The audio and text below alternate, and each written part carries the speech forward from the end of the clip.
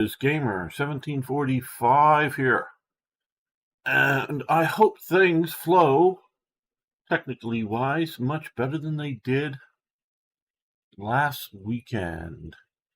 And hello, Arno, my friend, first on both Twitch, and good to have you here. I hope you're doing better.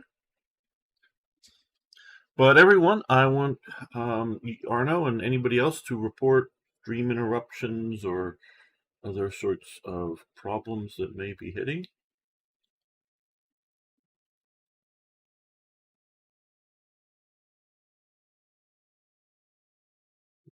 Yes, okay, it says that. Okay, it says it's excellent right now over on YouTube. That is good. Right.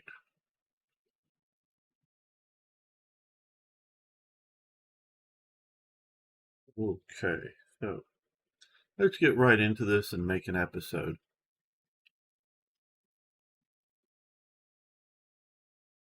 Welcome back, fellow armchair generals. This is Gamer 1745 here, and we are playing Strategic Command World War I, the Ludendorff Offensive. Now, we're going to get into this, and I've rightly recently been criticized on a post on YouTube. Hey, that was 60% or something similar to this, 60% talking, 40% gameplay. Yep, that sounds about right. All right. Okay, so they've had a bit of a push here. So this unit is down to bad morale. Readiness 51, but 23% morale. So let's just max him out. And when we select here, still low morale. But hopefully that will do better. Now what we can do here is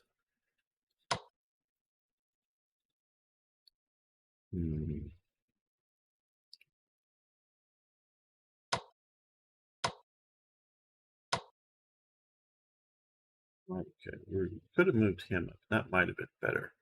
He has 100% morale, 177%. So we're going to move him up to like that. And that will allow us to move these guys like this.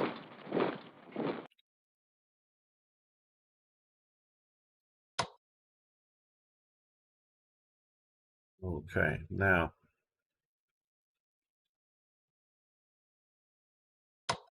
what about bombing here? Interceptors. We have escorts. We took damage, they didn't.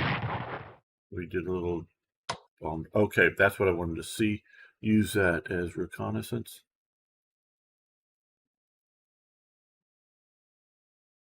All right. You can see that would be bad attack odds. Now, we're going to do an airstrike on.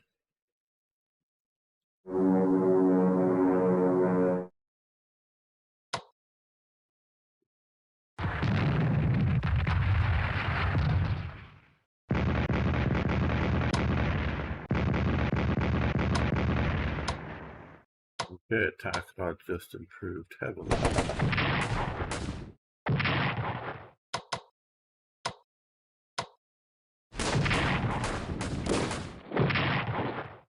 Okay, they withdrew, which is fine, I guess.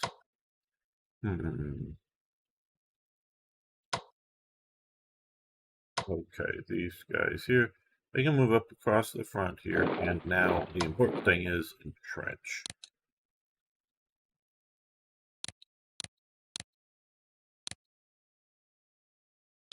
You guys get to move here to the old trenches, and these guys up here who can also move up and entrench.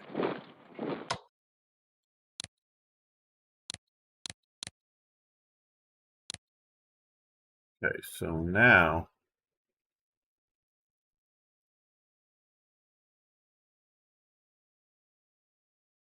we are up and well entrenched. So Arno, can you hear me? Are you able to reply?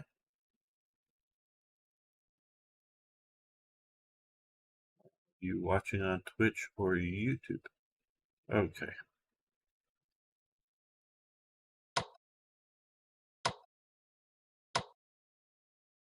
Yes. Okay, good.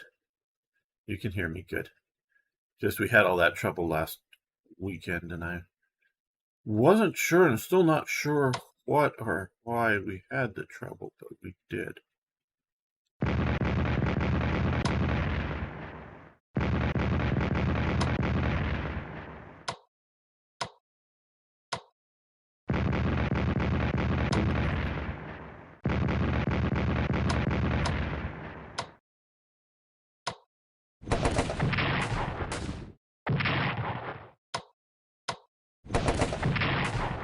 Blank.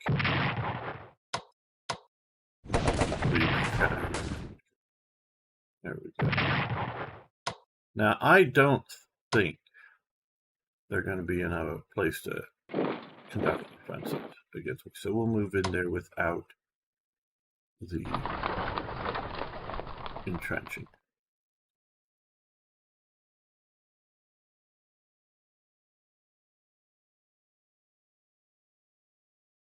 Oh, last weekend, the stream kept cutting out, Arno. And if I look back on Twitch, particularly, it looked like I did 3 or 4 different streams. I wasn't sure whether it was me, my local ISP, or Restream, or Twitch. I think Twitch is the least likely cause of it. Probably more Restream or something not feeding them good enough, good enough feed. And I tested things out on Twitch Thursday, and that did well. So I did 2 streams for Slytherin on Friday, and that seemed to work fine. But none of those were with Restream, so I was wondering.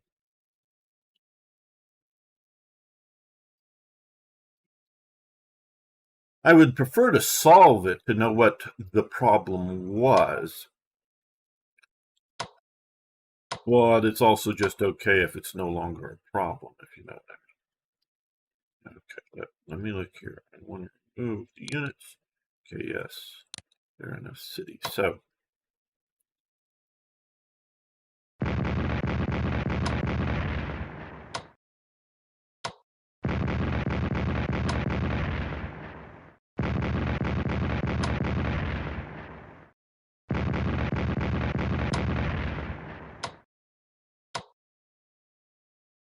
okay.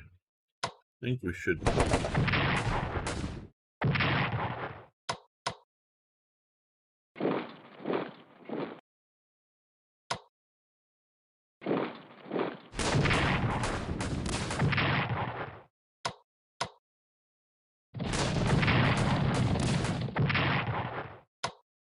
Well, that didn't get them to retreat. Well, we're going to send them back there to hold the line. These guys up. Yes, there we go.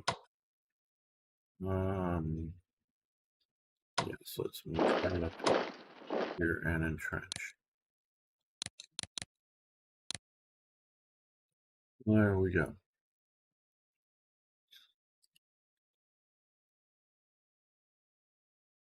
Although there are just a few people watching, I do want to give a good show.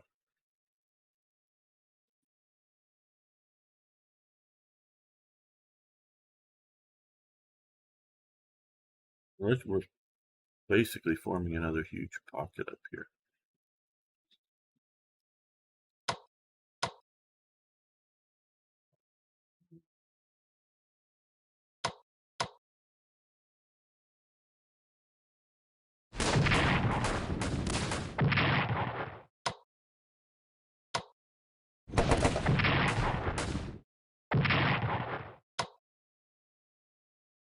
Bit painful. Before I move the tank, I want to see supply.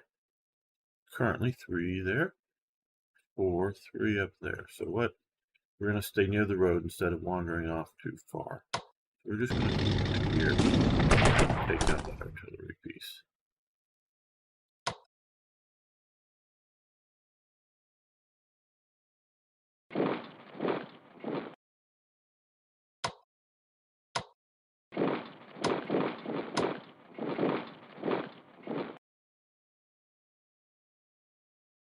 See if we can hold this line that we are getting near to the coast and we're getting way overextended.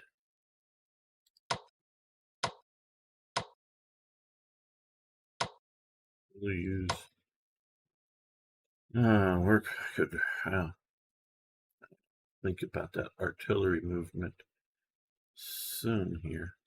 Let's move to the other end of the front lines here. Okay.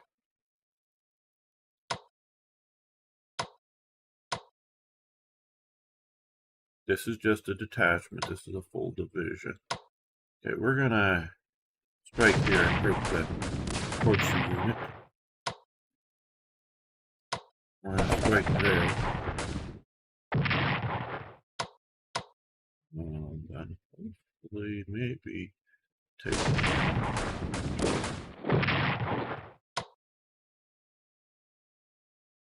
prevent division. Let's see, yeah, I have 4 action points. So I'm gonna move all the way up to here and then entrench. Yeah, it's a good angle. Keep the pressure up on these guys. Okay.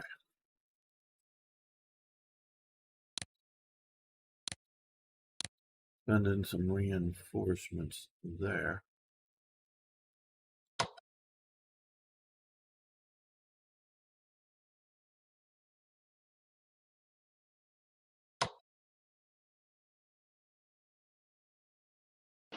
Moving in the trench as well.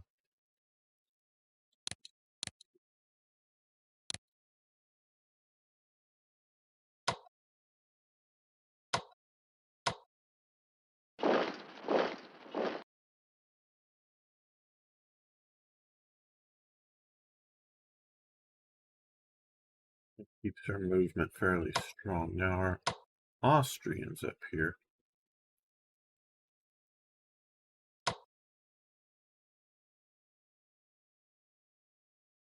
What's in? Oh, good, we didn't know what's there. Okay, well, detachments. This is a full division, so let's move the full division down to here. Yes, I figured there would be somebody in Epinal.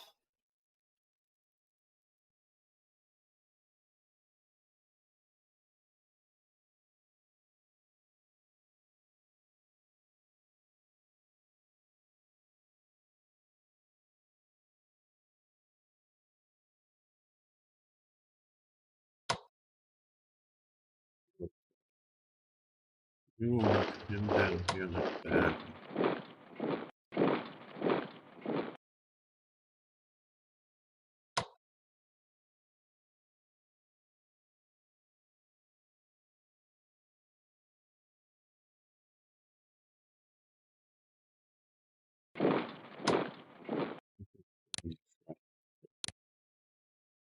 Just what I want.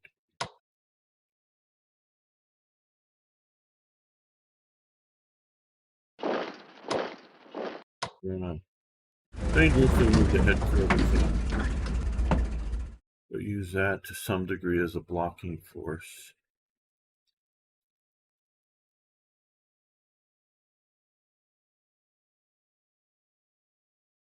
Now, over here, we can see strategically looking, Switzerland down here. I don't really care about this territory here. I don't really care about gaining additional ground, if you will, over here. What I care about is tying up enemy troops.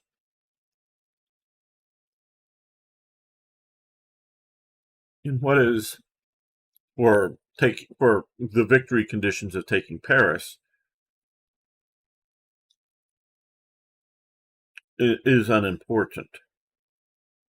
So this is doing good. And those two forts, Epinal and what's this down here? Belfort. And that's, I think there's another fort under there. Is there? No, just an entrenched city here. But these forts are going to be tough to crack, and I don't want to move my artillery, etc., to there to try to take them. But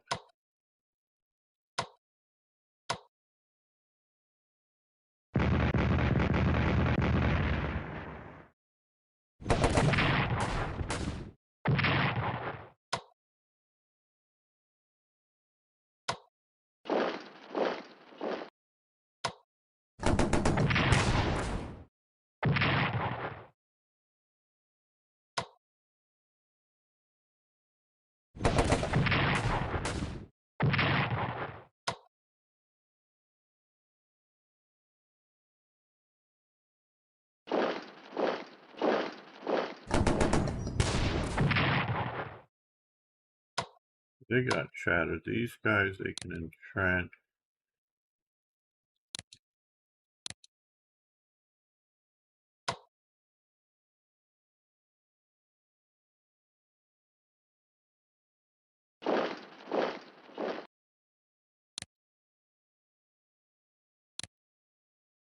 Oh, other way.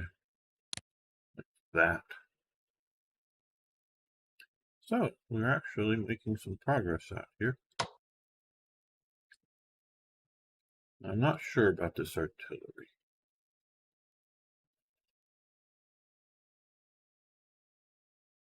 We're going to leave it alone for the moment. Move back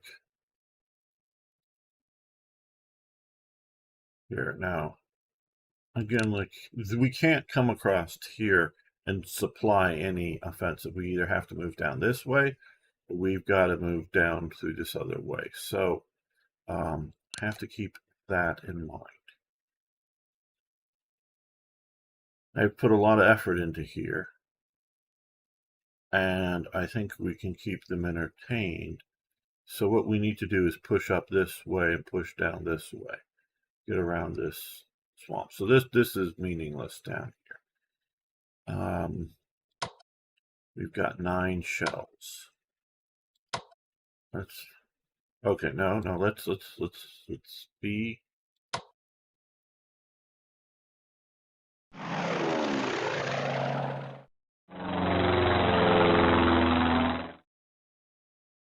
Well organized. Okay, that just got them. Recon, lightly bombed or whatever.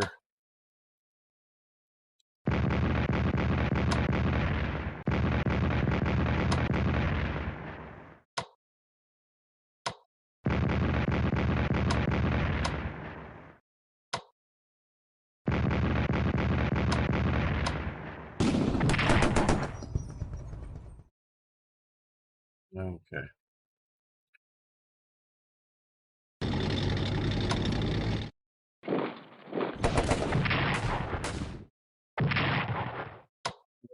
These guys here, or that's 4. This is 3. They have 4 action points. Okay, so they can move in and entrench. There we go.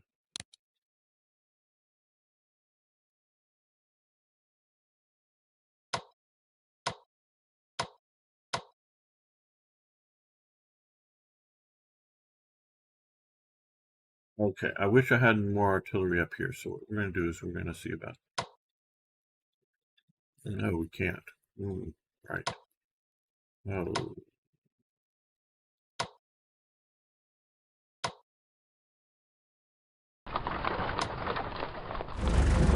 Give them up.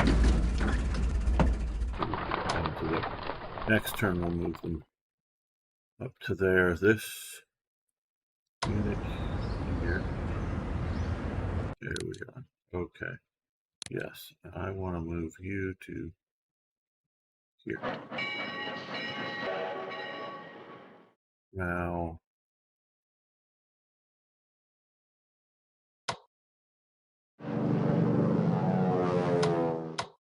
that helps a little bit, but no. Hey, Jemnuska, how you doing?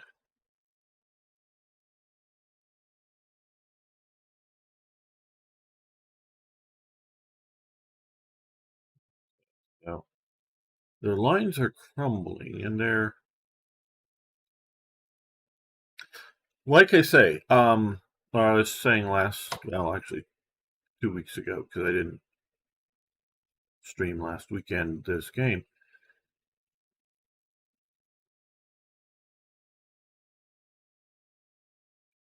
that I didn't see snow in the mountains this morning. Hey, yeah, it actually snowed last night where I am up in my mountain. I'm up in my secret mountain base. Um, the secret is where it is, not that I have it. Um, but yeah, it snowed last night, and there was just a little bit of snow on the ground, just sort of in the shade. And when I looked at my window of my car, it was sort of covered in snow. I don't know if it still is, but that was an hour or so ago. It's the sun's coming out a little bit more.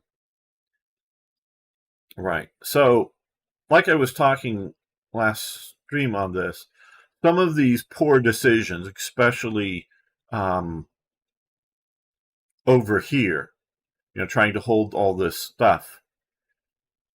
A human player playing the military game that this sort of is probably wouldn't be making these mistakes, even if the front got into this state of being a problem.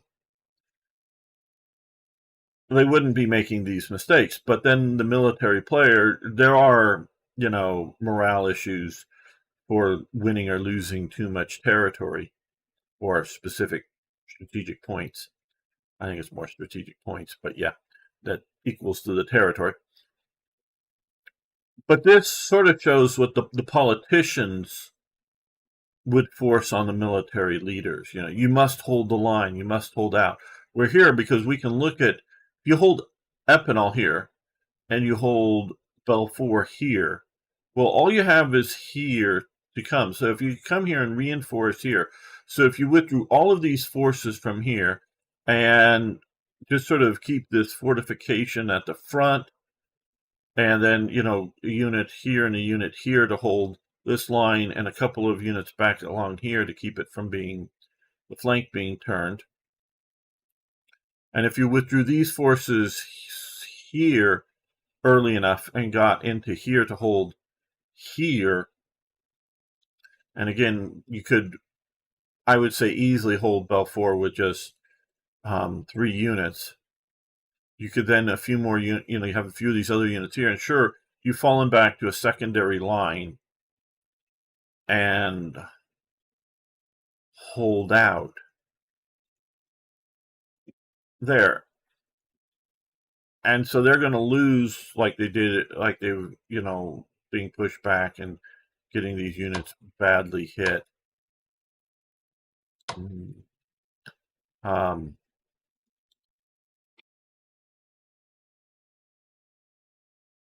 They could do a lot better in the more critical sectors, because where is it? There's Paris, and that's how close we are to Paris. Okay. Now, but we don't want the lure of Paris to get us to overextend and have the enemy come roaring back. Okay, let's look at supply here again. Okay, so they'd be okay if they just moved to there. Now then we're going to entrench. There we go.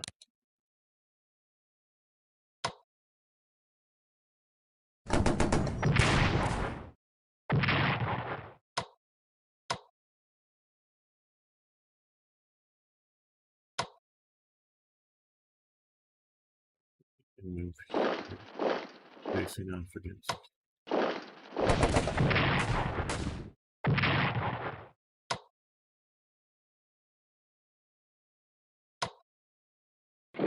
Don't think the French have too much of ability to counter attack down here. Now we have that down to there. So supply will flow better. Is he entrenched? No, he is not. That may be why.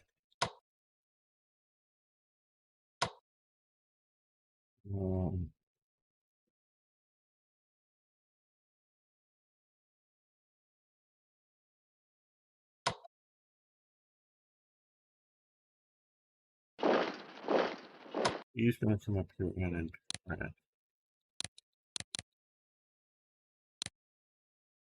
He's going to get reinforcements.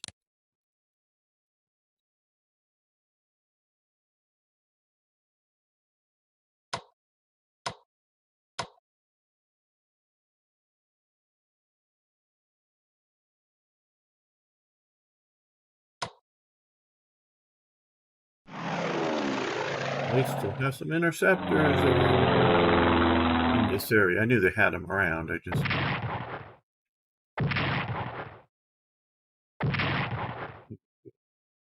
Right now, ground attack aircraft.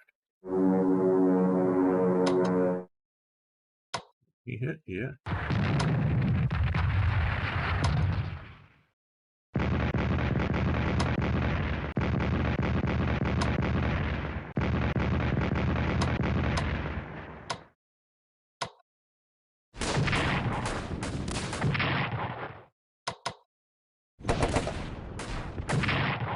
There we go. One more green American unit removed from the battlefield.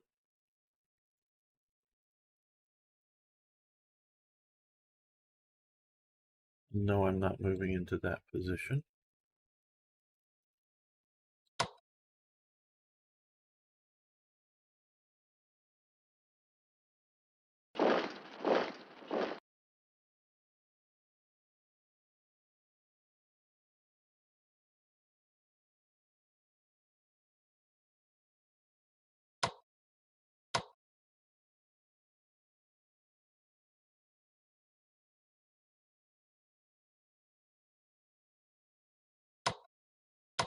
Tank unit is a bit of a pain there.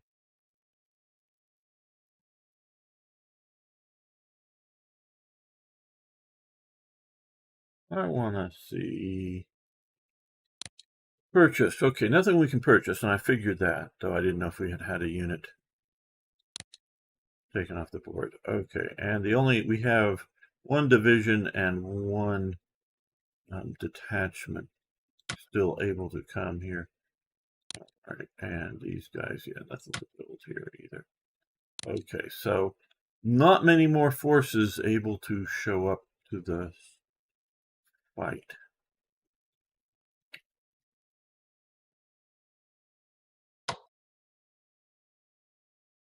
Let's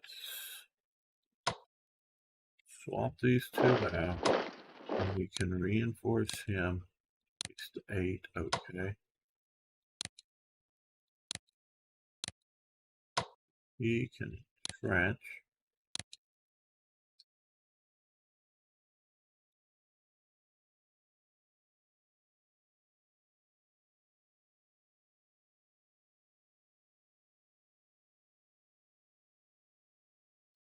Okay, now we have these guys over here. We'll put them on trains. Let's see how far we can get them in. Up to here.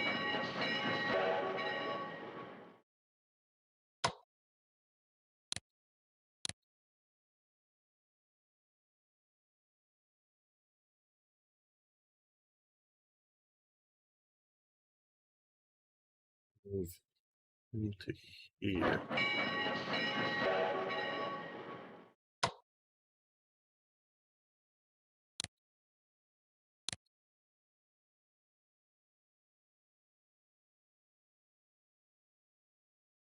This is also an important.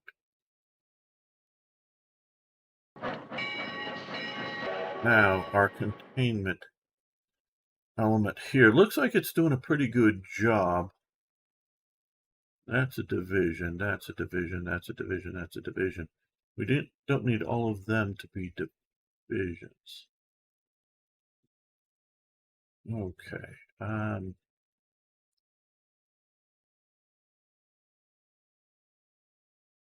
That is a detachment.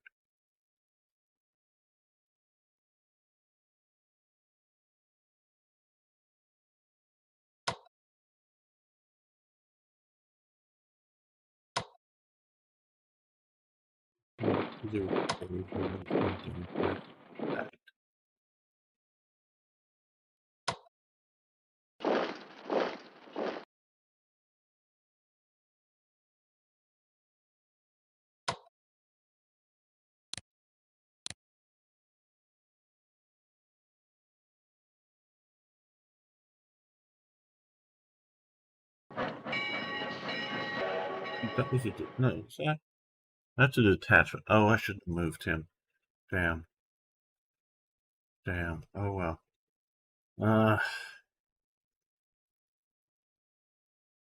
Okay. I could have swapped him out for some another unit here because I think these guys aren't going to be frozen in place.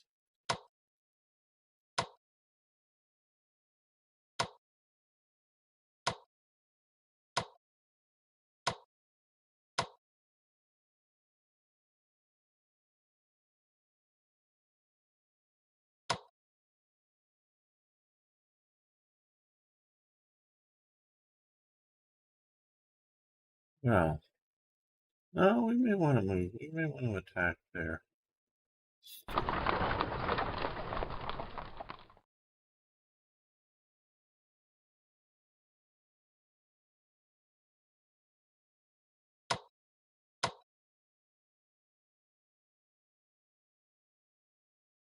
Hmm.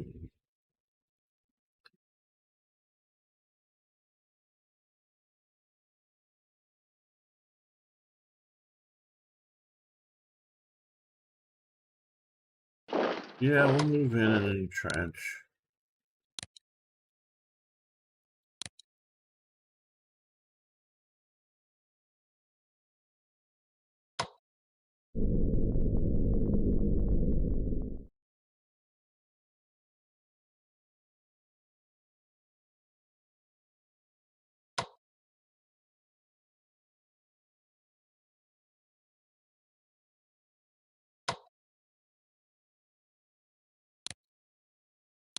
Right.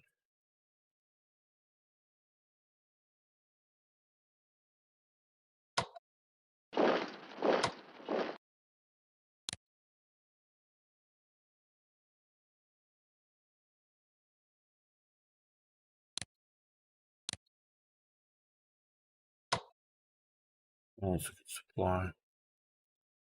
Next turn.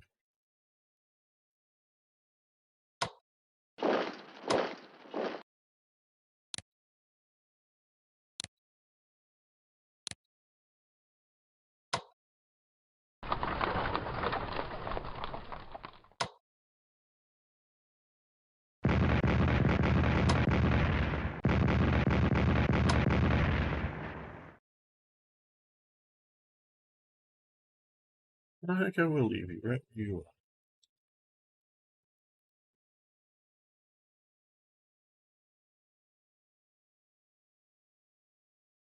Okay, now back up to here.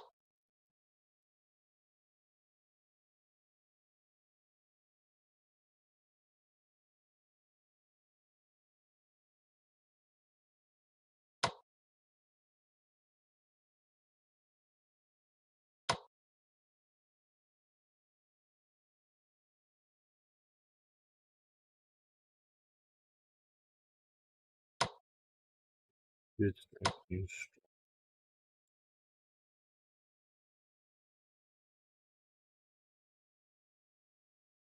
these are all.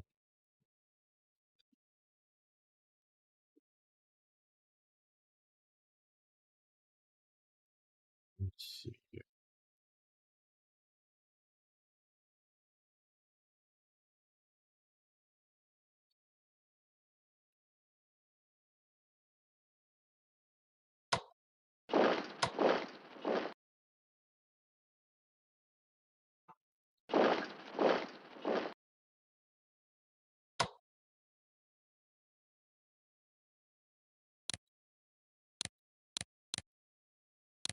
No.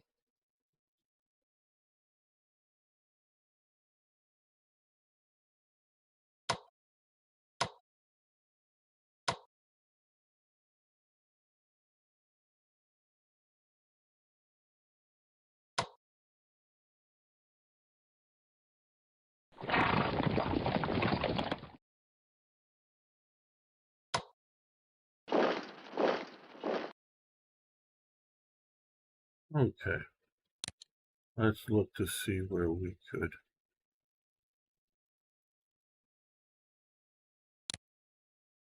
Reinforce here.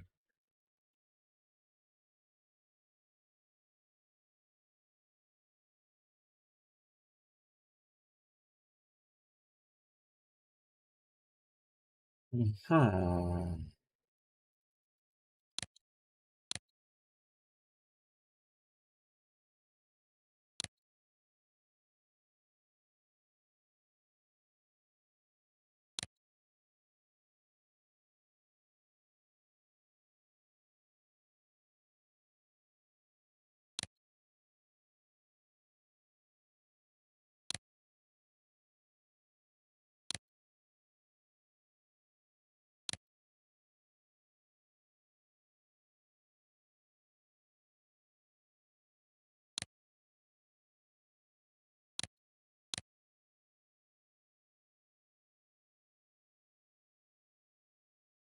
Right.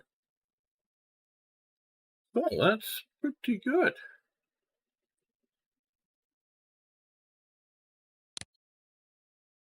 Yeah, we're going to end this turn. French suffers enemy forces advance in the Arpinal.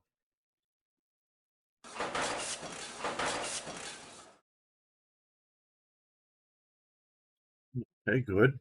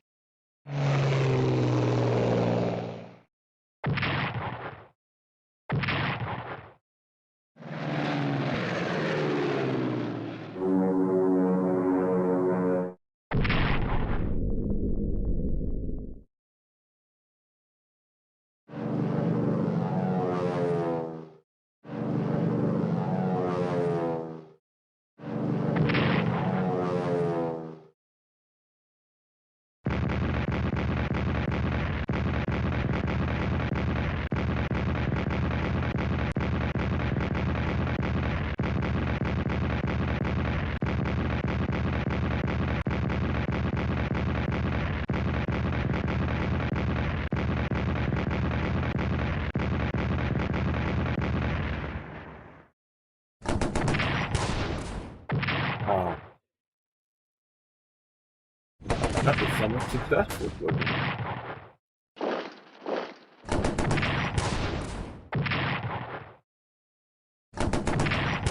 That was definitely successful for them. See, overextending.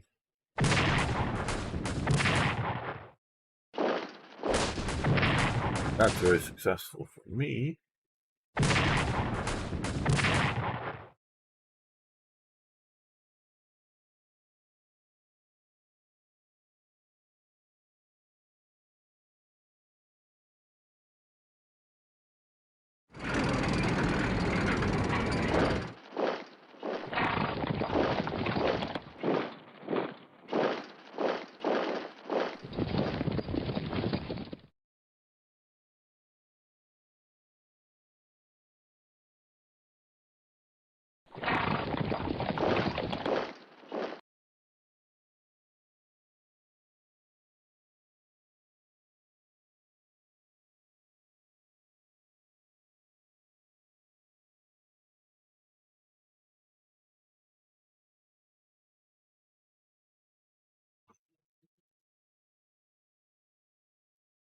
Okay, lost a cavalry division. Right. Now down here, let's see what we can do to there.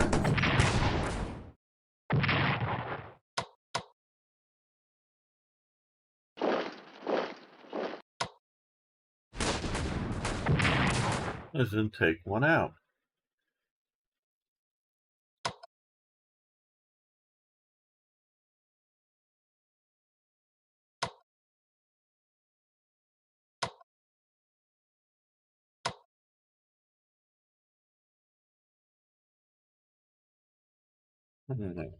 Hmm.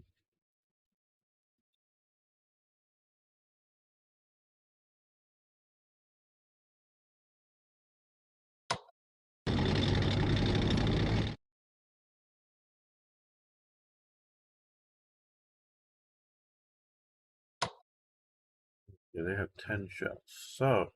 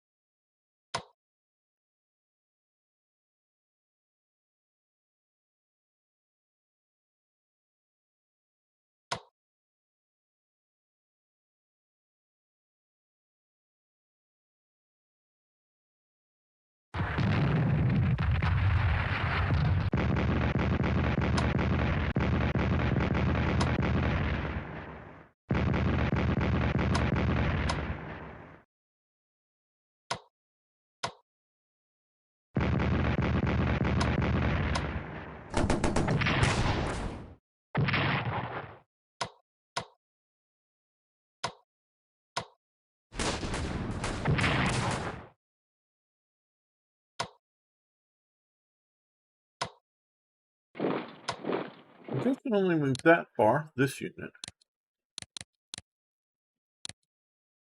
to there.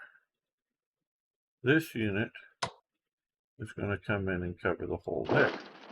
This unit here, we cannot entrench, but yeah.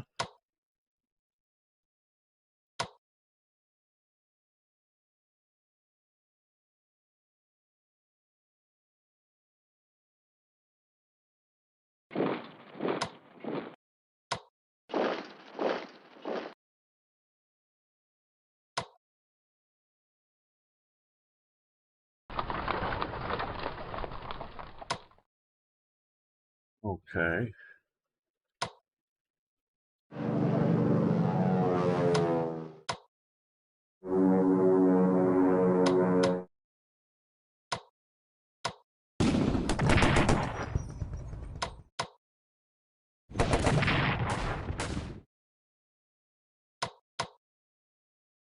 Well, he can move to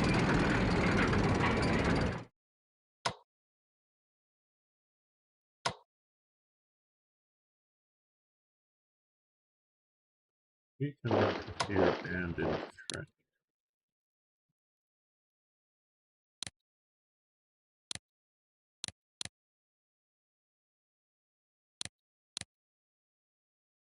Yeah, right, whatever. Okay, so now we have another little pocket here.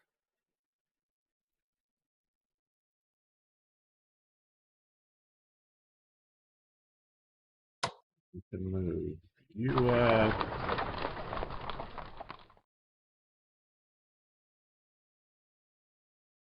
Now, over here. You can see not very good odds. But we've got 9 shells. So let's fire at least 5 of them.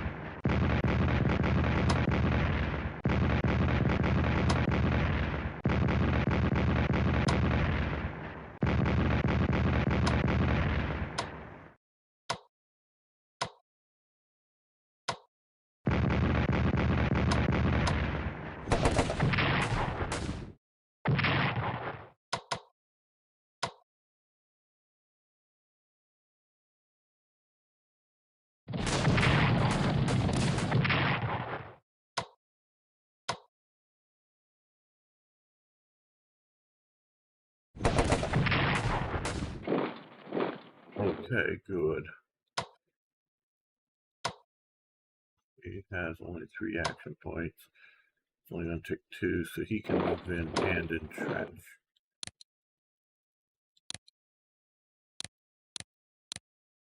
Just like that.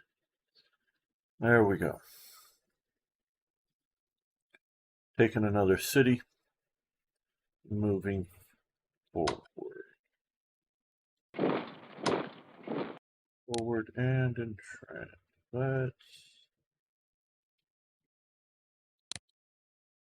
down like that.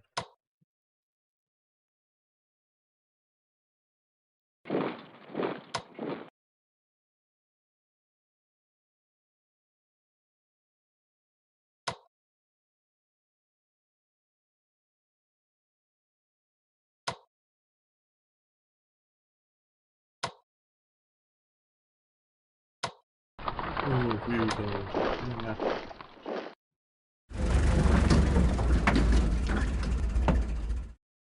Keep the supplies flowing forward.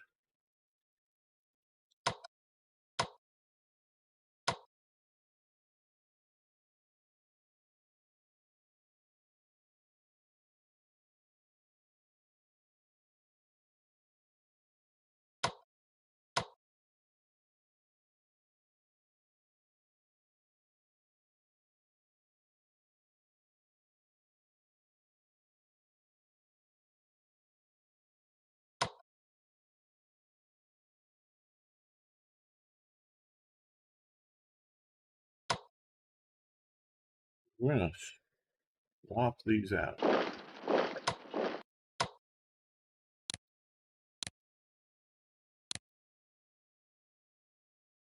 That was so that, although that won't have as many shells because they obviously fired a lot, I wanted to improve my situation there.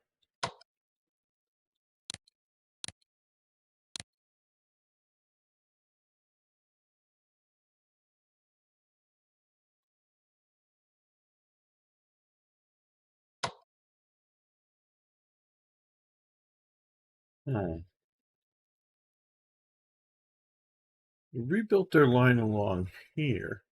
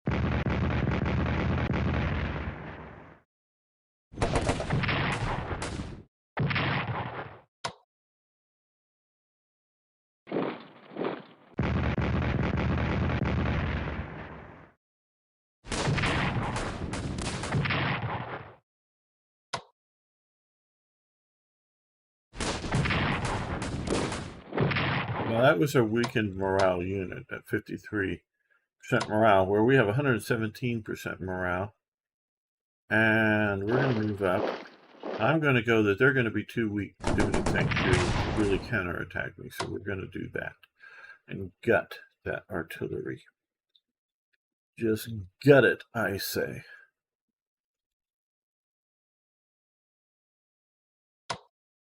That is only a detachment. Okay.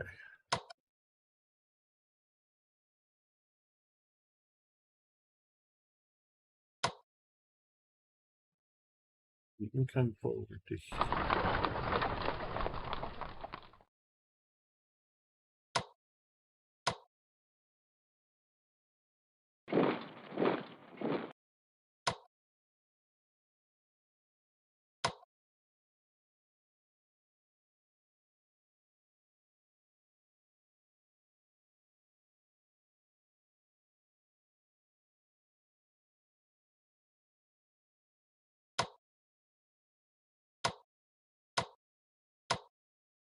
Yeah, these Portuguese troops.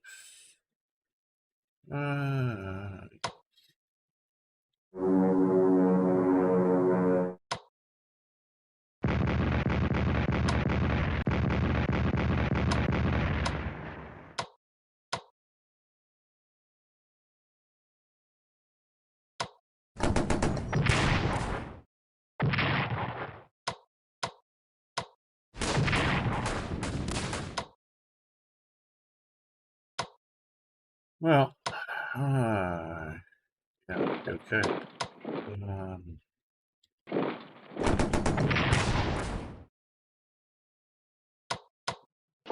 And trench.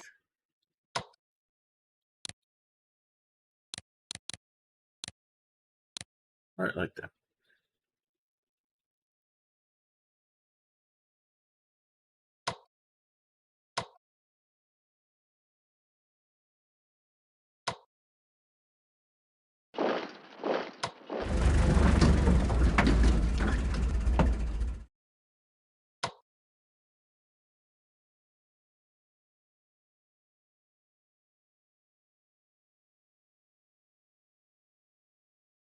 Well, we'll just move it, I guess.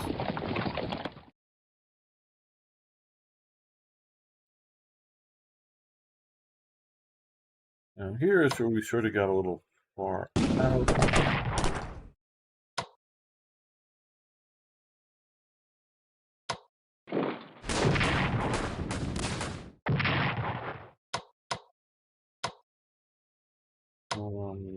Okay, we'll stay right where we're at.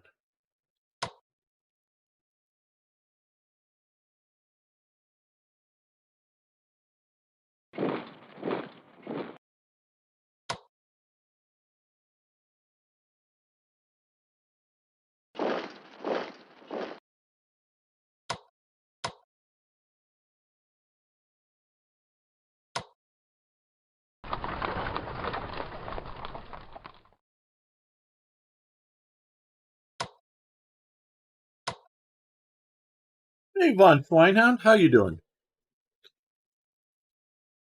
Publican guard at work. Well,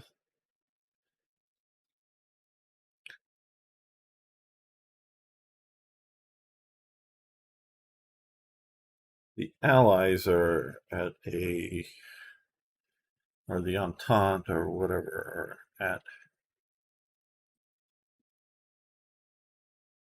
a really bad situation here.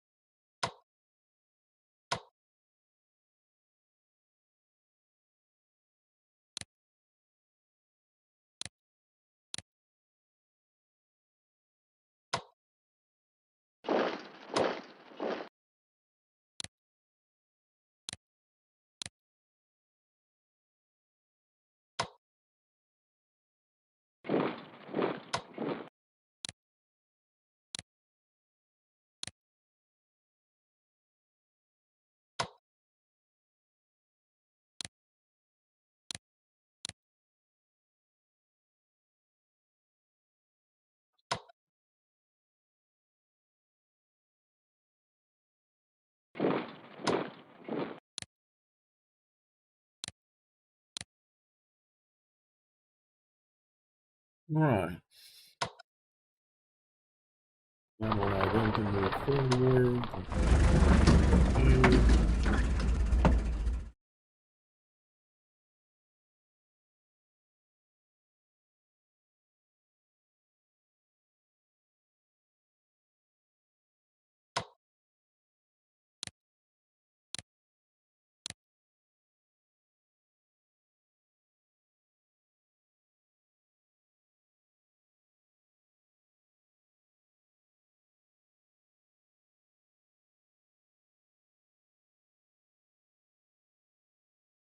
Okay, Arna.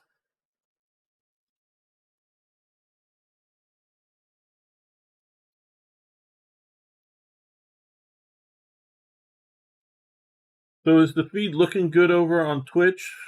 Last time I was streaming through Restream to Twitch, it was really bad. So hopefully it's all good now.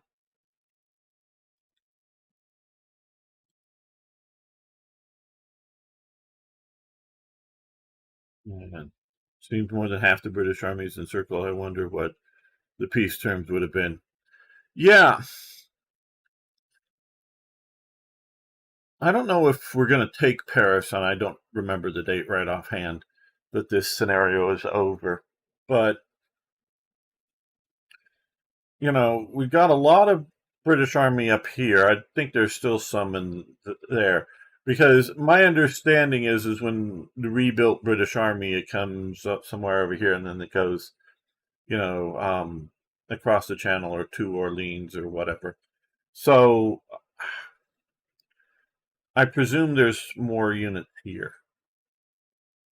That's a presumption. Well, let's do this.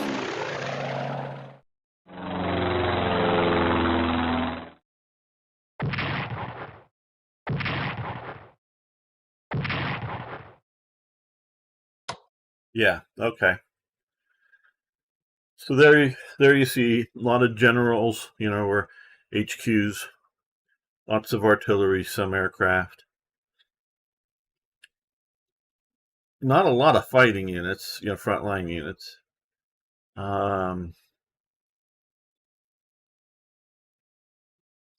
Like I say, likely more in here. We can.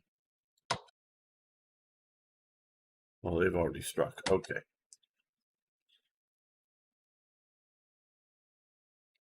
And then we have forces here that are out of place at best. And yes, these guys are functionally encircled. There. These forces currently are not encircled, but are about to be.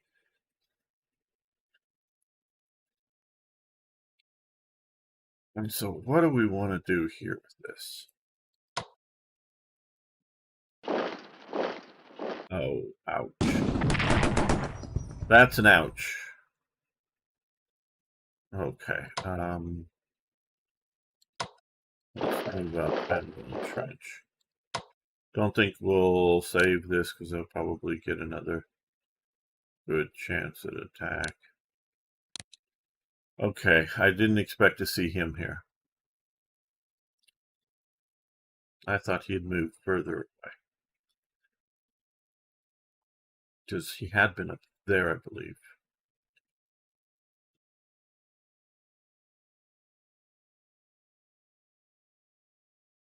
And they've had a good hold here, but we've just taken whatever that Memel or whatever, I don't know. So we've taken that. Now we did encircle and are destroying these two last divisions here. Now we have that, you know, that big encirclement that's holding out there. So here now, we got a lot of German forces down here. We need to do something with them. They shouldn't just sit here. We should either push down here or get them somewhere else.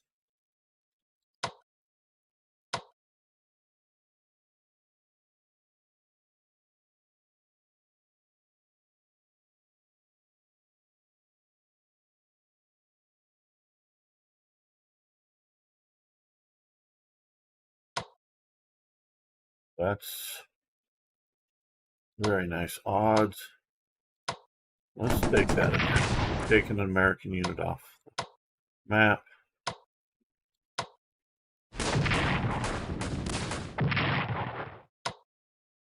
And the detachment. Okay, so we have these other French forces over here that are Okay, so I wanted to move him somewhere else, like right over. I was gonna use them here, but they're collapsing pretty quickly. So, yeah, here would be nice to take in and push there. Okay, so we'll get him up there.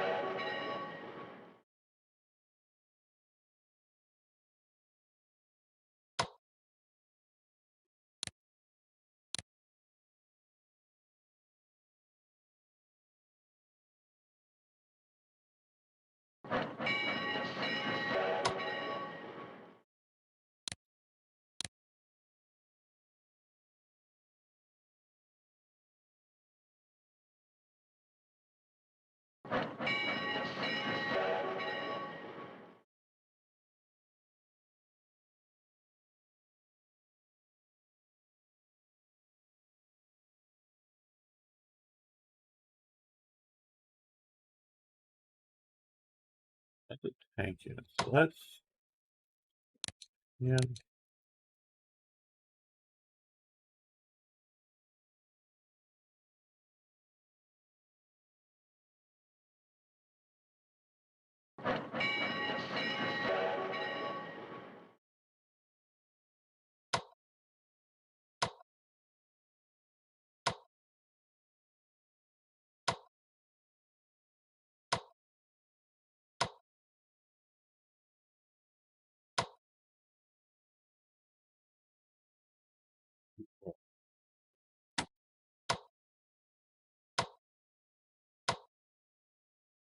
Well, not for this attack here.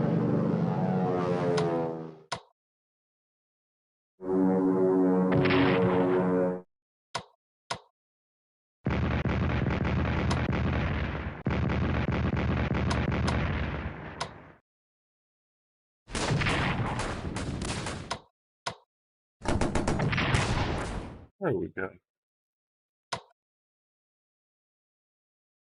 Now back to down here. I think.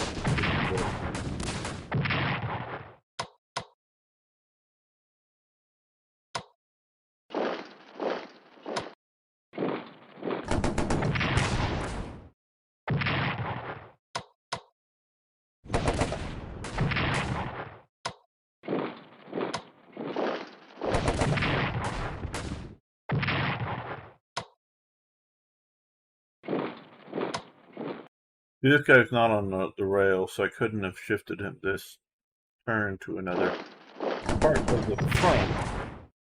So I figured, yeah, let's just use him here.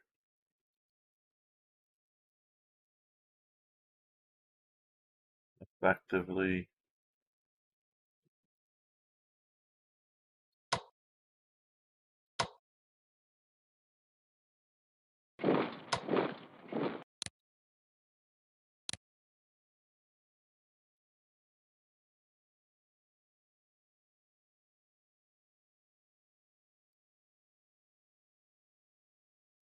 Okay. Now we don't want to move one hex next to this big fort. But what we can see about doing is let's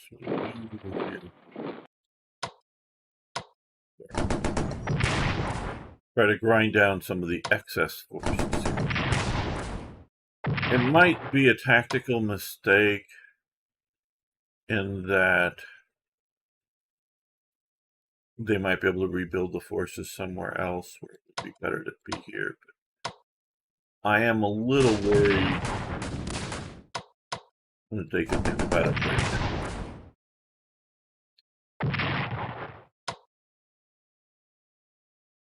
And the more I reduce this, the better, I think.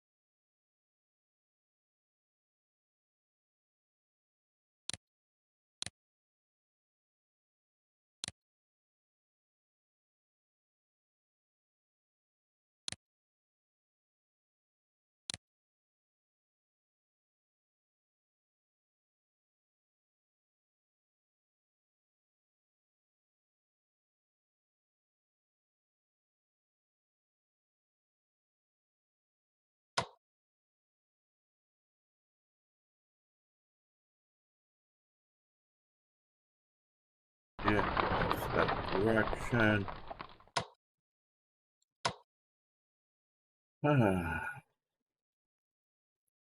Do I move them here to push here? Do I leave them here to shoot their next turn? Do I come to here to push down this way? Okay, let's see if we can fire 2 rounds. So I have 10 rounds. I'm going to get 2 next turn anyway, so let's do that.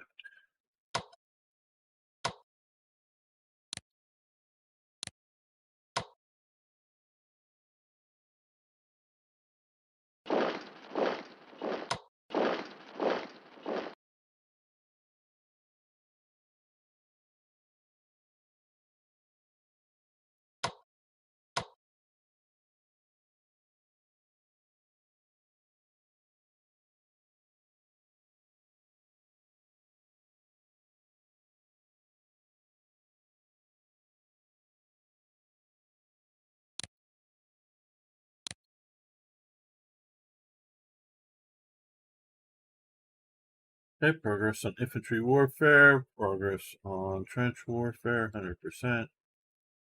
Germany develops trench warfare level 5.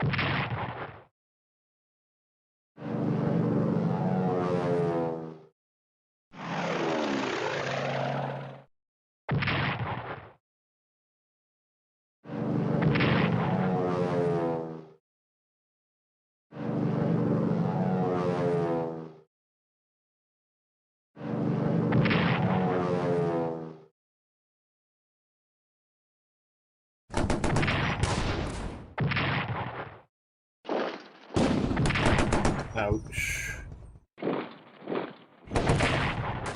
Still ouch.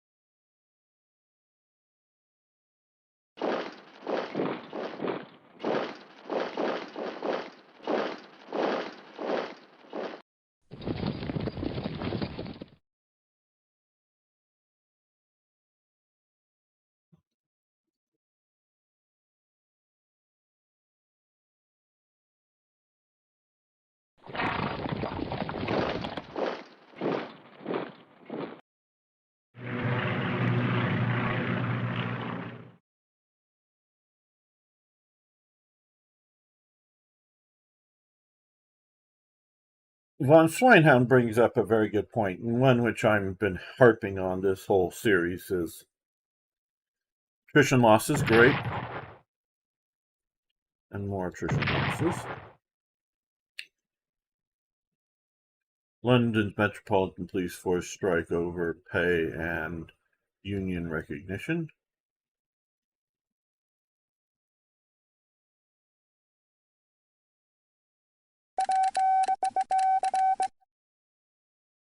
All right, we have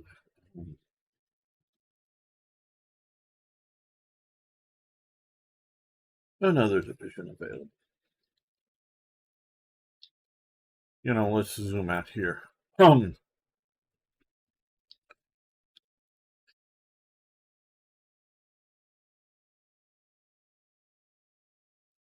problem is that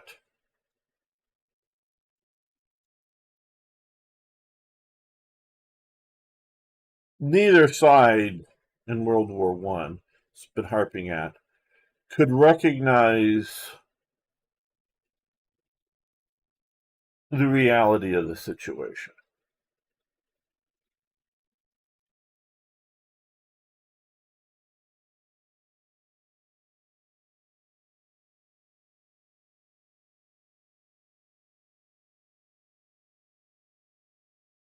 The German Empire ends. I could say something like they weren't fighting over the existence of the German Empire and the French Republic.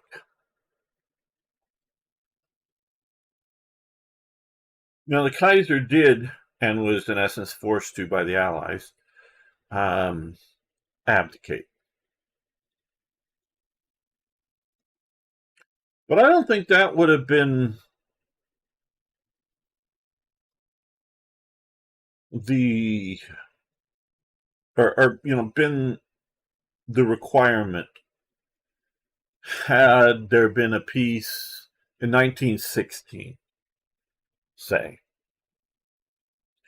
But either way, they still weren't fighting over the existence of a Germany and a France. Even if I take Paris is going to remain in French hands at the, end of hostilities. Sure, the German Empire's borders may move a bit west. Sure, there may be a requirement, of something like this, if Paris were taken, a requirement for the French not to fortify their border with Germany. There may have been indemnities have to be paid by France.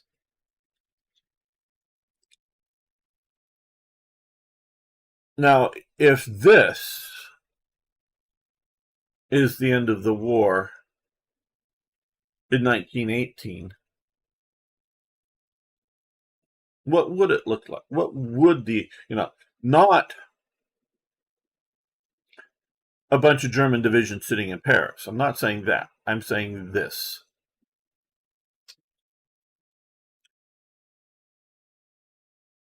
Because whatever we see here now, and yes, this is the this Verdun. You can see here, pocket here, Verdun, and it's a secondary supply source, so can't bring in new units, but can do some levels of reinforcement.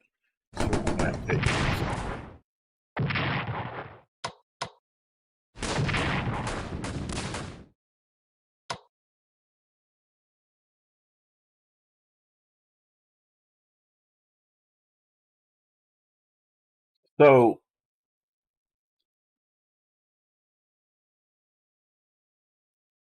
because although we have a lot of American units involved here now that weren't involved in the actual war, they were there, but they weren't involved in the fighting, or however I should say this. We have a lot of forces up around here and creating this line. They were there getting ready for the 1919 big offensive. And yes, there were some divisions up along the front line. I'm not a very good historian of World War I to know how many and where and what, because we've also seen a bunch of them over here, and I think we destroyed one over here. So that they've been used as emergency resupply.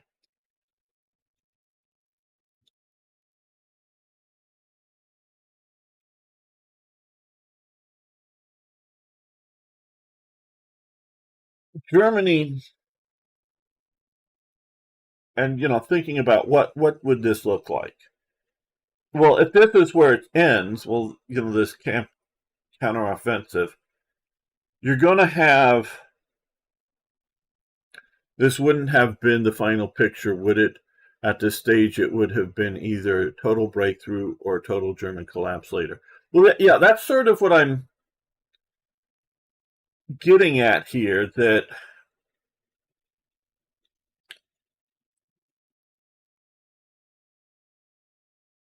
could either of the sides, you know,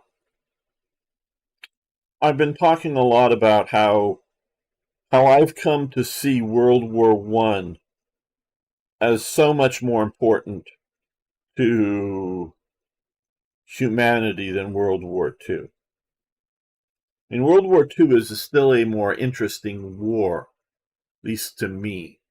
But the effects, the breakdown, and I know there's just a few people here, and I think you've probably already heard this, where what I've come to call the cogs and formulas become important. All the institutions see people as interchangeable cogs. And it's very true, even more so today. And it had already been started. I'm not saying that this is something that, just appeared on the, public consciousness or institutional consciousness after World War One. No, it really becomes the dominant situation, is that everyone's seen as replaceable cogs, and formulas are what are important. If you just have the right goddamn formula, everything will be fine. Maybe not perfect, but everything will be fine. And I say that in the way of like, if you have you just install the right constitution. You just bring democracy. Well, we see what democracy brings in Germany. Good to have you back, Arno. It brings in the Nazis. Or if you just have the right, industrial planning formula, whether that's from the government side or for an individual business. If you just have the right formula, it'll be fine. As opposed to, if we have the right key people in, then it'll be good. Now, formulas do matter. And by formulas, I can mean things like I've been saying, or capitalism versus communism, a dictator versus democracy.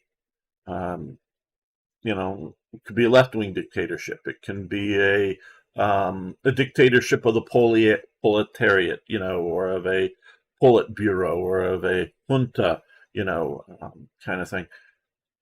And that's what matters, as opposed to who makes up this. And we can see this like in churches today, or I don't know if churches, but in the Catholic Church. They seem to not care, and I'm sure that they're within the hierarchy. And I know I'm not a Catholic. What do you know? You don't know what you're talking about, gamer, and that very well may be true. But it seems to me that the Catholic Church as an institution just sees everybody as replaceable cogs. And I say this because, hey, religiosity, how religious you are, not whether you maybe like believe in God or not, or or whatever, but how religious you behave is down, if you will, at least for Christianity in Europe. And it's partially because of World War II. Partially heavily because the institutions, all institutions in life, did not address the needs of the people, and that includes religious or moral or other sorts of needs of the people. And so it seems to me that the Catholic Church as an institution has given up on Europeans. Oh, it still has all of its cathedrals and whatnot, and it's, it still generates money from whatever, and it's keeping going, but it's branching out into places like Africa to try to grow Christianity. Now, when are we going to have the next African Pope? Notice I did say next. Now, of course, they see Africans as sub-Saharan Africans and not like North Africans or other Africans.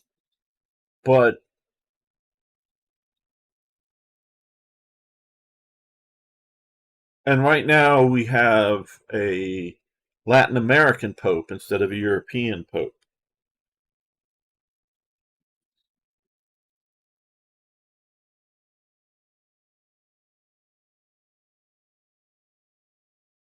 And so instead of really, shall we say, soul searching and going, hey, how can we appeal to the European? How can we get them to positively respond to us? And it's not necessarily like, oh, hey, if we just change our policies, what is popular with them. I'm not talking like that you have to change your basic ideological doctrine, but how you reach out, how you address issues of the day, of technological development, all of that type of stuff as an institution. They just seem to have given up.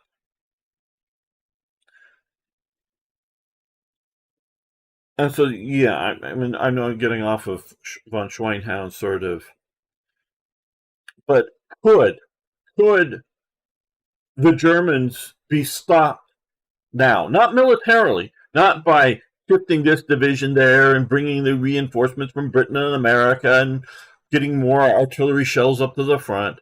No, but could they be stopped go, hey, hold on, let's negotiate here now? Or is this too much a taste of victory, of total victory, that Germany could not be stopped? What here,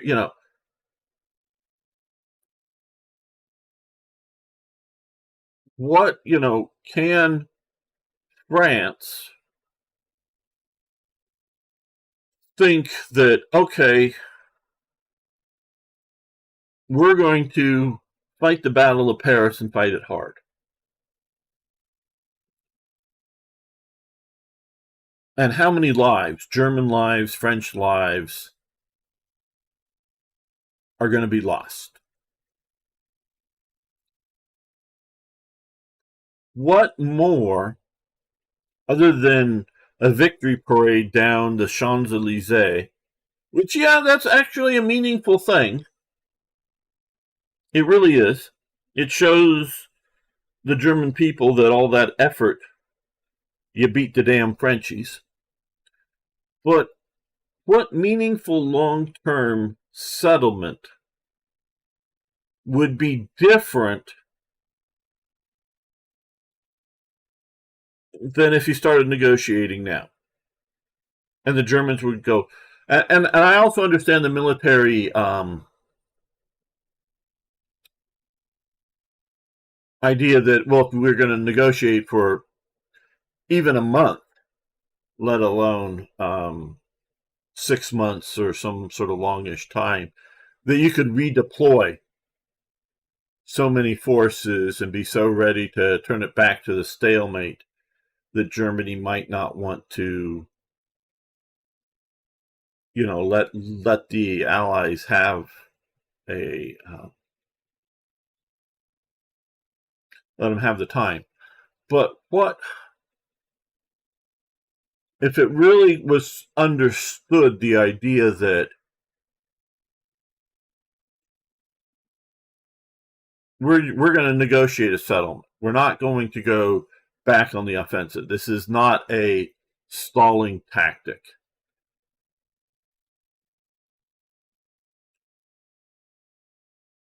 Obviously, if whether realistically, whether Germany take Paris or not,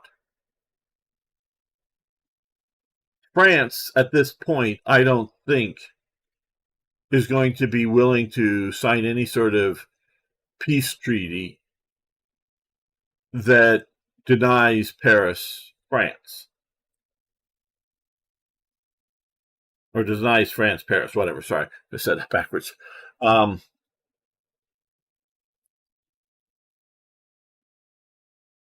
and Germany is teetering on exhaustion. Yeah, they may be with the peace in the East. They've freed up a lot of soldiers, but they've still lost a lot of people. They don't have endless depth of people. And the Americans are still mobilizing. And I think the Germans, I don't know how well at this point the Germans have intelligence coming in from America to understand like how many divisions America is going to have, how much artillery shells are they going to be able to deliver, et cetera, et cetera. But I think they know there's going to be a lot. That's the whole point of the Ludendorff Offensive, is we've just concluded and established the situation on the Eastern Front. Not that it's all 100% done, but it's mostly done. That now you've got all of these well-trained troops, not too exhausted troops. They're not, and I don't mean just like they've had enough rest at night for a couple of days. I mean that they haven't been, bled white as units. And let's see if we can turn them, turn it into an offensive fast enough before the impact of the Americans can really be felt.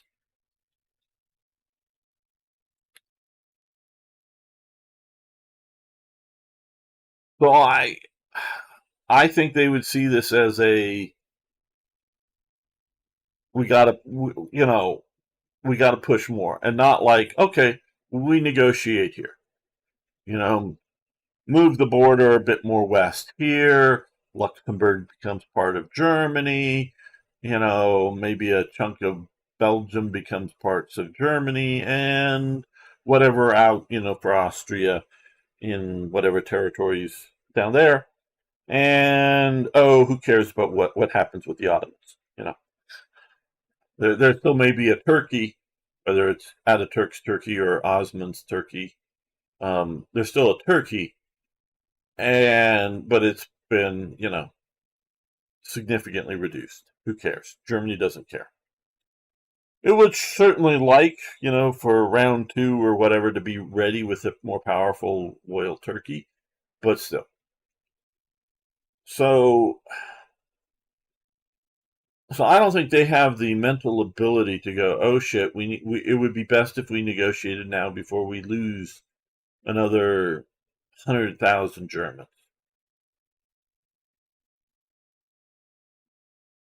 And on the opposite side are the French and the British of a mindset that would allow them to acknowledge the idea that, hey, this war hasn't worked out great. We still haven't lost the war. We may have lost the campaign here, but we haven't lost the war, and we still got a lot of abilities to fight back. What can we negotiate? And also got to remember that even if you don't give a damn thing to Germany in the West or Austria-Hungary vis-a-vis, Italy, if you just peace out now with the German Empire, sitting in control in Ukraine with whatever sort of puppet states out there. Poland is a puppet state. Germany in World War One read a I forget book in a couple 2 or 3 years ago, and it was one of the elements. It was covering Germany and Poland, primarily in World War II, but it did look for a chapter or two on what was going on with Germany and Poland during World War One, and the German military set up a sort of Polish state that was, a puppet state, but as opposed to Hitler wanting to erase the existence of Poland, it was establishing a puppet state that was not, but a real more, an acknowledged puppet state with its own flag as opposed to part of the Russian Empire kind of thing, with Poles, during the war with this sort of much more of a puppet state just because the war is still going on, and smallish units, I think, but Polish units fighting against Russia for the idea of an independent Poland. So not a huge one, but still an independent Poland. So, if you piece out now, you're acknowledging the German Empire just got bigger from World War One or from the Great War, whatever. So I don't know that they're ready to do this. And what fun. In my mind, the most interesting question is whether the world would have been a better outcome fast forwarded to 1945.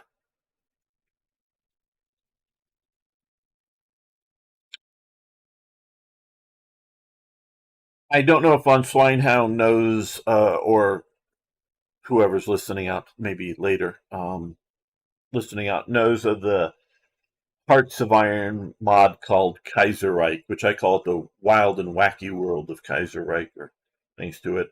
It supposes a massive German victory in World War One, and it sets up a very different world. It is designed to be wacky, but it's also sort of fairly well thought out too. Combination of the two.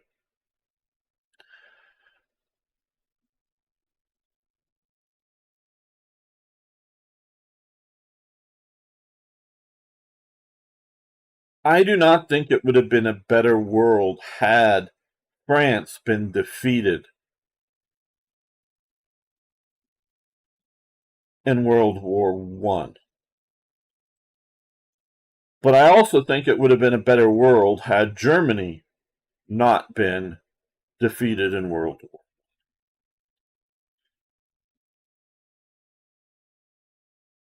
Because I don't think the message of Hitler would have been strong enough to bring him to power. I don't even think Bavaria would fall to some Austrian nut job. I think there still would be a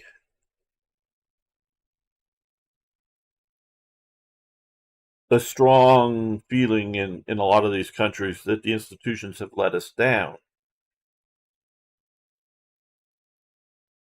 But I don't know that that would mean the entire culture.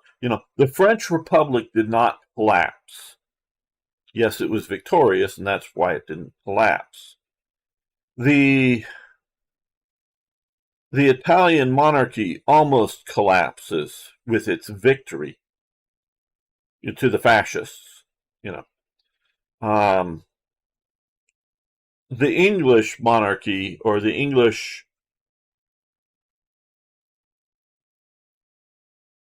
establishment, survives intact through World War One. Of the major players who had deep, long investment, Britain comes out of it the best. And notice I say deep, long, because I'm not referring to America here. And it was a major player before it enters the war by selling food to Europe, because they're not growing as much food because all the men are out fighting, by selling weapons, by selling munitions, by selling just other stuff to Europe. It's involved, but not. It's a major player, but it's not deeply involved at that point. It's not sending hundreds of thousands of troops. And when it does send troops and goes over, it just barely involved still, and there's peace. So, does this lead to Germany colonizing the moon?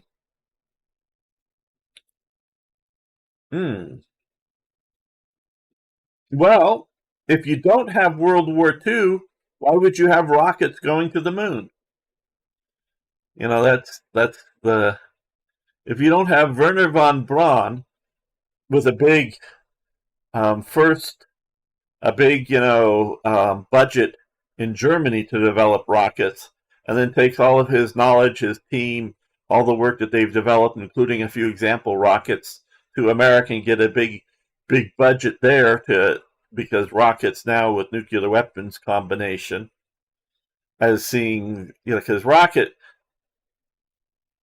clearly as a strategic weapon, World War I shows that rockets are like,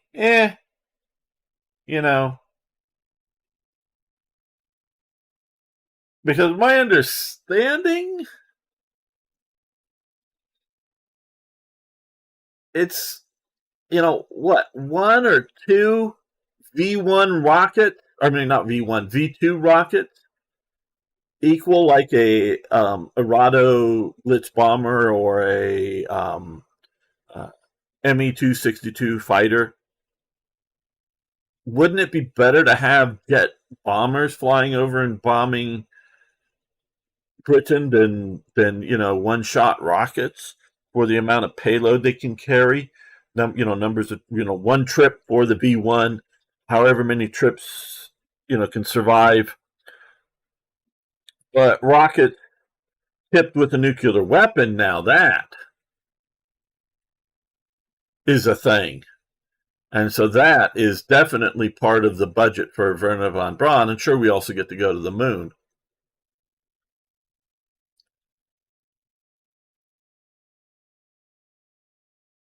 And so you have that.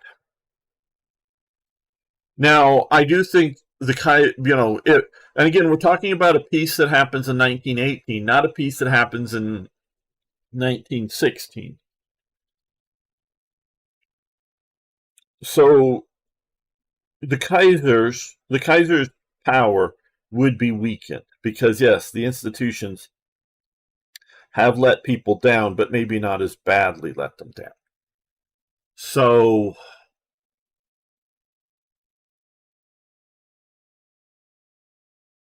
would there have been a World War II? Well,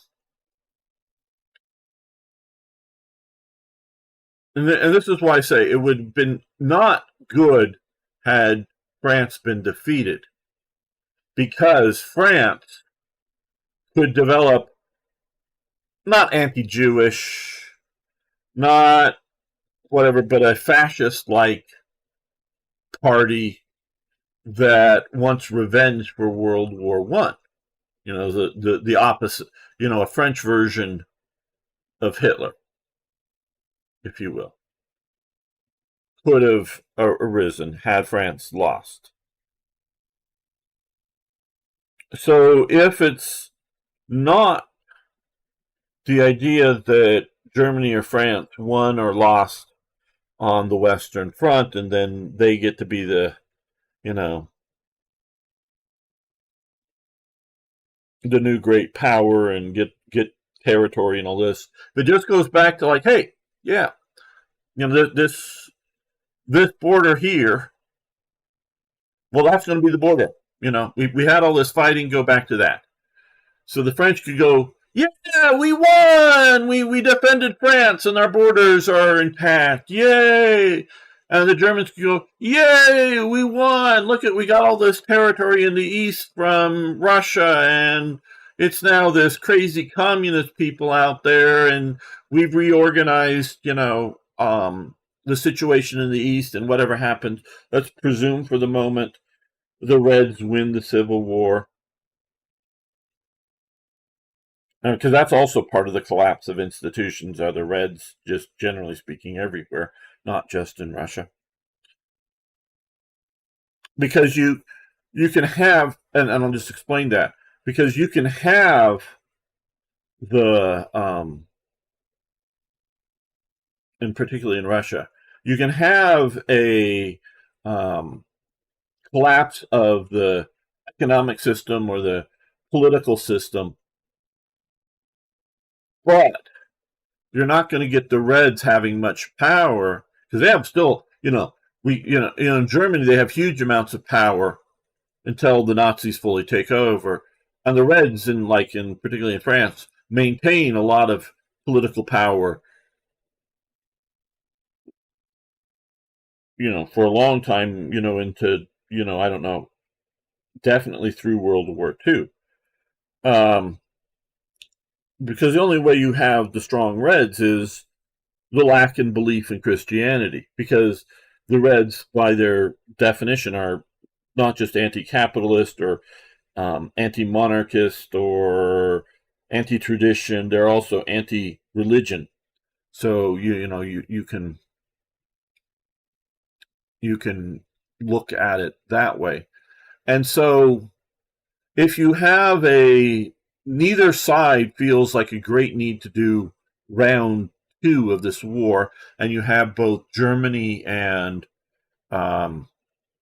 France building, their fortification walls for, just in case round two breaks out, but building their fortification walls, then you're really looking more at what the problems Russia's going to give you, and eventually. And so you may have a World War II, but it may not look like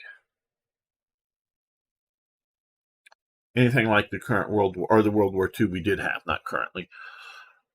Let's see, although it might have been a reverse World War II where the Brits invented rockets to finally militarily dominate Kaiserreich, say in the 1930s. Yeah, from what little I know, there was very little institutional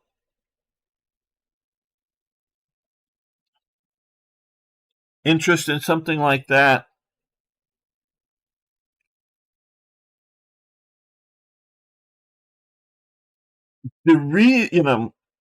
Militaries are very heavily, if it ain't fixed, if it ain't broken, don't fix it. So why is there money being put into mail delivery via rocket? And you're probably going, that sounds insane. Well, part of it, of course, is simply, and why there probably is actually money in it, is the idea that, hey, we can fund, government wise or whatever, fund mail delivery via rocket. We can't fund, because of the Treaty of Versailles, this is like in the 20s and early 30s, we can't fund rocket for delivery of explosives, So peaceful application. We got to find some sort of peaceful application to rockets, and so we're going to fund that. But look at what we're looking at now. And maybe whether we think mail delivery via drone or just package delivery, from Amazon via drone, they're just,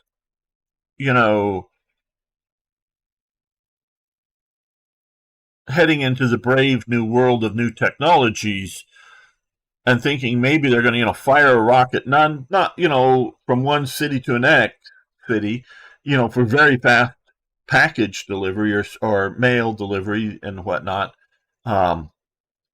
That's going to, fly a specific trajectory, land in a very specific spot, not just somewhere in the town, but at a bullseye marker somewhere, and it's going to come in with parachutes. so that it has a soft landing, and maybe the rocket gets reused. So yeah, if you're looking at you know fueling a rocket up and go shoo, boom, 5 minutes later it's in the next town, a lot faster than the train or an automobile at the time, and faster than an aircraft. And, that might seem like a cool idea. Now, looking back on it with the, pre-computer rockets, you're not going to get that. And it's not the way to do it. But it's also, you don't know it until you try it, that it's not the way to do it. So, yeah, Germany definitely does the new development thing much better than the victors, because the victors, particularly France, is, well, we won. Let's do what we won, but just better, if you will. Better tanks, better rifles, better artillery. But we know how to win. Just do what we did. Build better fortification.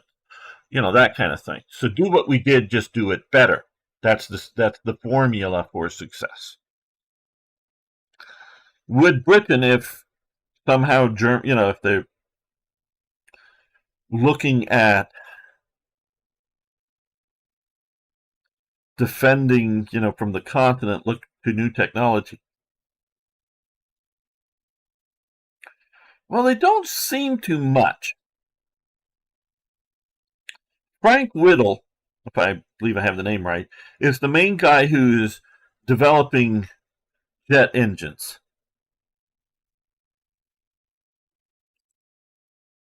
And even as Germany is being starting to be seen as a potential enemy, after 1936, he's not getting a lot of funding. Now, eventually he does, and, but and it may be just, again, that they're part of the victors, so they're not looking to innovate so much from an institutional.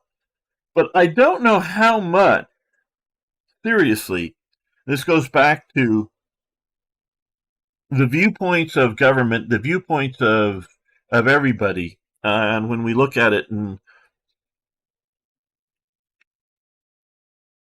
this, again, is my cogs and formulas viewpoint that we have. Like I say, formulas are still important because, yeah, a dynamic leader or a collection of dynamic leaders can make communism better, work better than pathetic leaders, but it's still communism. And capitalism can work a lot more, worse if you have a bunch of pathetic leaders, but the formulas do matter. It's not that the formulas don't matter, and it's not that people can't be trained to do other things within their basic, innate talent senses. But, and I guess, it's sort of the great, the socialist viewpoint, I should say Marxist viewpoint, taking it away from socialism or communism. You have to, when you talk about Marx, I talk about Marx in two aspects. One, his view of history. Okay. Two, his political views, communism and whatnot. Marx is a Whig historian. He comes out of the Whig historian, and it's very interesting because Whig history comes from Britain, and he's a German Jew. I don't know where he picks up his Whig history, whether he develops it independently or whether he's influenced in Germany by it, or it's after he gets to Britain. And I don't know Marx's personal history enough to know that. But he's a Whig historian, in that it's a general societal march towards progress. Great men or great leaders or whatever can make it move a bit faster or make it move a bit slower, if they're anti-progress leaders. But it's a march towards progress as an innate, And I'll get to some of the chat here. I don't want to. I'm just. I know I'm going on, but I want to get some of these points out. That's the Whig history viewpoint. That it's an eventual progress going to be made. I think that's bullshit. So I look at so many human societies and see that that's not the case. Okay, so that's a lot of bullshit.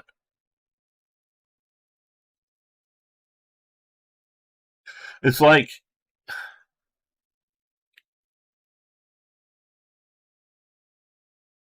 I don't think, and someone can prove me wrong, and I'll be happy to be proved wrong. I don't think any of the peoples of the Americas, and I don't want to just say Indians because everyone's going to think North American tribal Indians, but I'm talking the Aztec, the Maya, the Inca, whoever. Any of them ever developed the wheel? Oh, they had rollers, things rolling on logs or something like that, I'm pretty damn sure.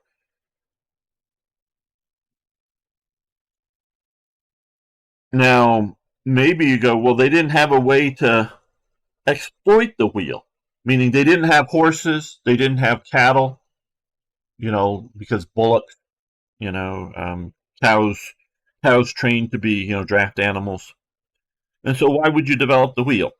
Well, they did have llamas, or if you want to say it in Spanish, llamas, but llamas, and the Inca did down in South America, and they used them as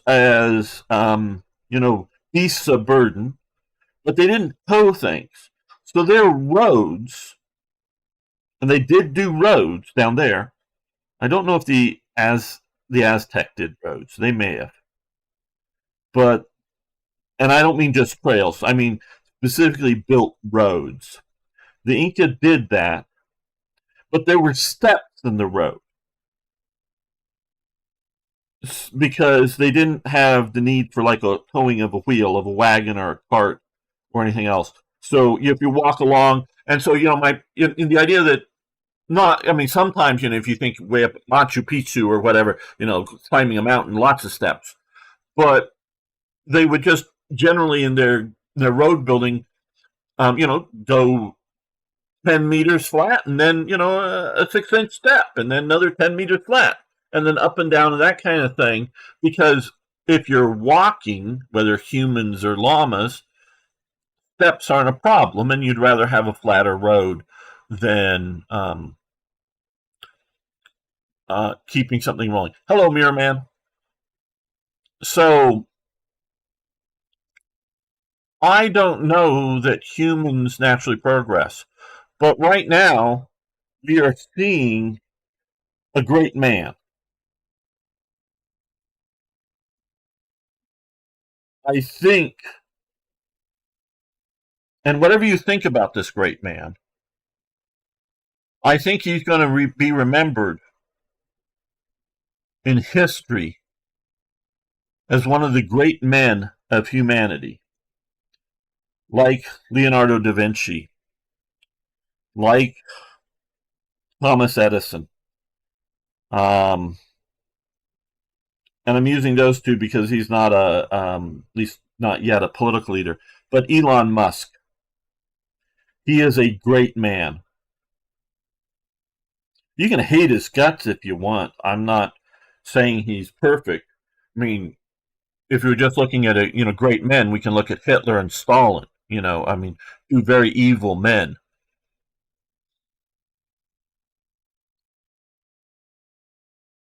Because you got to admit that, and I know Hitler's biography much better. His rise to power, the Nazis are not inevitable in Germany. It's because of Hitler. Now he does great damage to Germany, to society. So great does not mean good. I'm not using great as good. I'm using great as making achievements. Because as someone pointed out somewhere that I read recently, if Elon Musk turned all these plans that he has, all the technical plans, not his dream plans, but all of his technical plans, that I know he isn't the actual. Now, if you listen to him talk and you talk about it, he knows a lot more than like Jeff Bezos talking about his rockets. He knows a lot of the technical details and why and what's going on. But I know he isn't the one doing it. Doing all the details. He's not a Leonardo da Vinci in that he's sitting in his studio drawing all these inventions up and whatnot personally.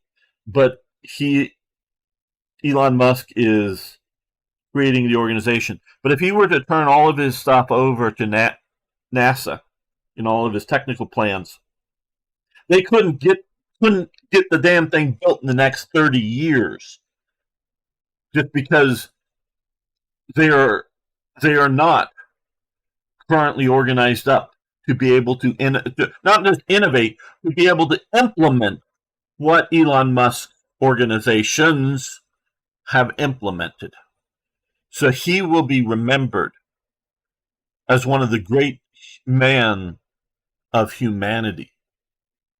Yes, great meaning influential. And so Elon Musk, and we can talk, he's right now deep into politics because of the American election right now. And he said before, I've never really been that involved. And I believe it.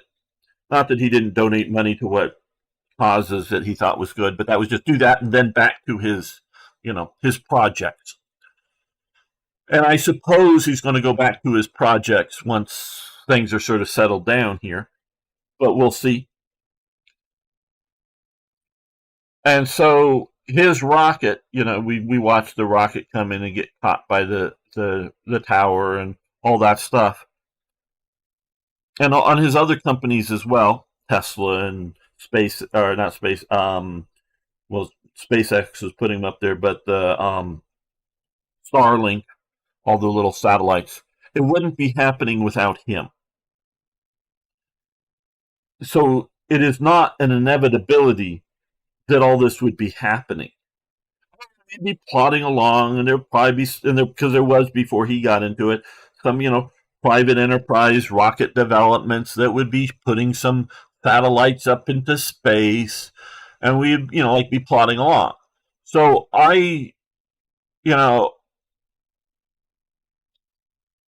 once you make a certain breakthrough in technology, yeah, certainly I think there's a very good idea that you're going to naturally move along, a certain level of progress, like, copper wire telephone technology, shall we say, the old stuff, the stuff I grew up with. Yeah, I think that just would have progressed along from, once, you had because, during World War II, I'm trying to think, I'm pretty sure I'm correct, you did not dial up a number and get who you're calling on the telephone. And I'm trying to remember, I could be wrong about some of this, but I think just about everywhere you picked up the phone, you talked to an operator and saying, I want this phone number. Now, the number might end up be indicating that, where it is, or it might be, I want New York 5535. So oh, well, okay. Well, if you're in New York, well, they just realize that is this part of, New York City. So that operator, plugs you into the other set of, so you take several people to connect you to where you're going to go by literally plugging and unplugging things in a switchboard, as it was called.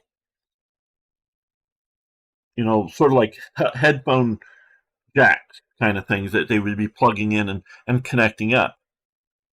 You didn't just dial a number and have that somehow connect you to the person you're wanting to do without human intervention. It took human intervention.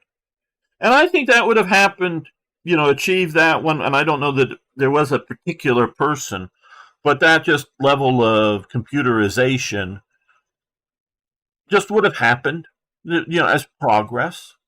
But then I think it would stall out. So, looking at Marx, Marx is wrong about history. And so is there going to be, and I haven't forgotten where we started, England building rockets. Is there somebody in the 1920s or the 1930s in England who not just, oh boy, I'm sitting in my, back garden shed drawing pictures of how rockets would work, but somebody who could do that part,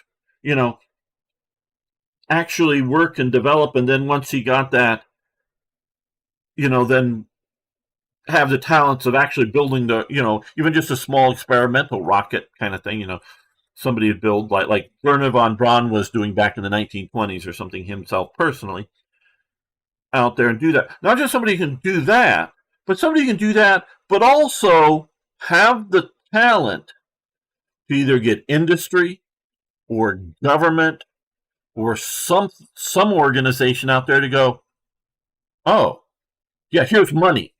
You need a test area? Yeah, we'll buy some land out somewhere, or if your government will use some land as a testing zone. Have that ability to get it from dreaming in your your mother's basement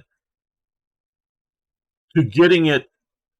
You don't necessarily have to be some genius at working government or business bureaucracies. You have to have enough personality to at least get them interested in what you're doing, and then to make it all get working. So was there somebody in England to pick up that, like, oh shit, we didn't do so well in World War I. We've got to find new technologies for next major war. How do we do this? Is there going to be somebody that raises their hand effectively and say, how about rockets? I have these plans, just need some money, let's get testing. Do that effectively. Is there somebody? And I don't know if there would have been for them to do that, because I don't know that that's inevitable. Now, maybe there's British rocket guys out there, and they were just ignored because Britain won, and then Britain's in dire straits, once the war starts, and, everything for the Spitfires and the Hurricanes and all, and radar and all of that stuff. And they, by the time once they get the Americans involved, they don't need, continental, not intercontinental, but continental rockets that you're firing around in large bits. And at most, they're doing, short range rockets, that are replacement for, artillery type stuff. And that's, I think, mostly an American operation, but I don't know.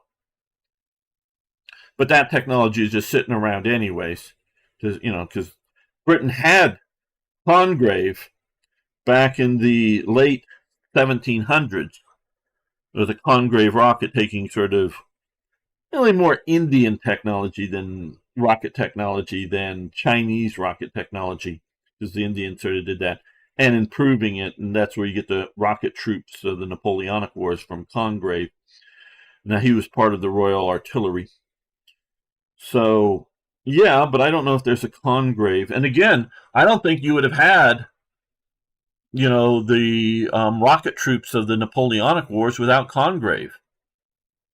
Goes back to, okay, he's not a great man of history, but I think he is needed there then to make rockets happen for the British and the Napoleonic Wars. So that's going long way around, but I don't know that Britain would have, just naturally done so. And that's sort of, my views of being a non-Whig history person. Okay, yes, let's gamer. France and Germany could have been declaring only victory by either still keeping or getting Essel, Longren back. Yeah, I'm guessing that's a city right along the border. Yeah, and yeah, I'm even saying an end to the war that both sides can claim a certain kind of victory out of it. Because Germany does not start World War One. At most, Germany expands World War One by invading Belgium, in my opinion. Because my understanding, and again, I've dug deep into National Socialism and Hitler and all of that rise, and so I think I have a very good understanding of those issues, including the opposing parties and what their motivations were at various countries and levels and whatnot.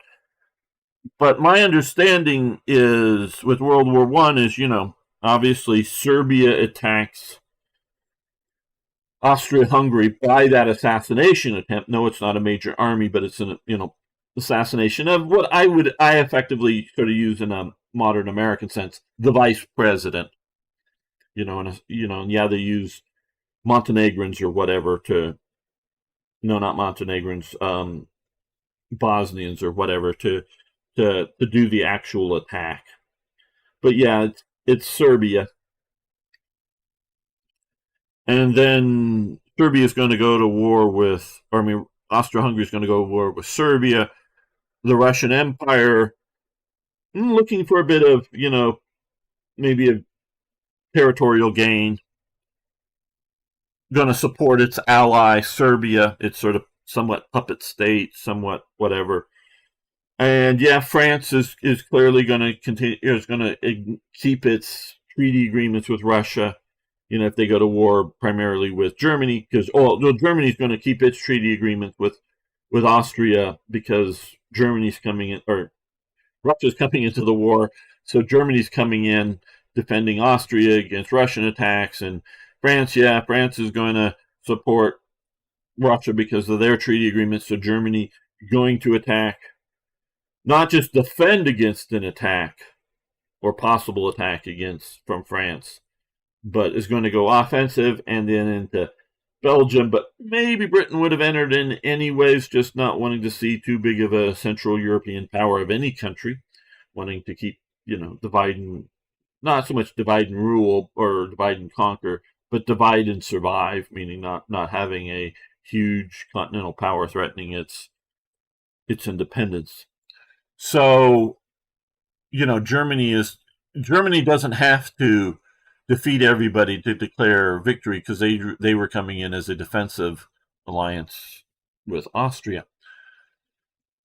And so yeah, okay, woohoo, my favorite campaign. Yes, okay, yeah, this is an interesting one. This is the second time I played this. And I've been asked sort of by Arno and a few others that I want to try. Oh, there's a new DLC, and I think maybe already out for you guys. I got it a couple of days ago, but it's definitely coming out from Unity of Command 2. And it's a Berlin DLC. I just didn't get everything set up for this morning, so I can continue this. But probably, maybe next Saturday. I don't know. But I'm not sure what I'm doing next Saturday. But maybe I'll stream it next Saturday or some other time. Another Unity command, and it's sort of the Berlin stuff. So I do want to show that off. But after that, and after I conclude this, I want to play either this campaign from the Ally side or the 1914, Schlieffen plan from the Ally side to see how we can do. That's what I want to do next. Okay, widespread drone mail and shopping delivery be in the next 5 years is your prediction, Mirrorman. Well, I definitely think it's coming. I don't know about 5 years. I'm not saying you're wrong. I'm just saying I don't know. And so yeah, so if you replace the term drone with rocket and not individual home delivery, but rapid, fast delivery that is same-day delivery service kind of thing for mail and small packages. And do understand that, especially like I just described to you, that people are listening, on the telephone. People are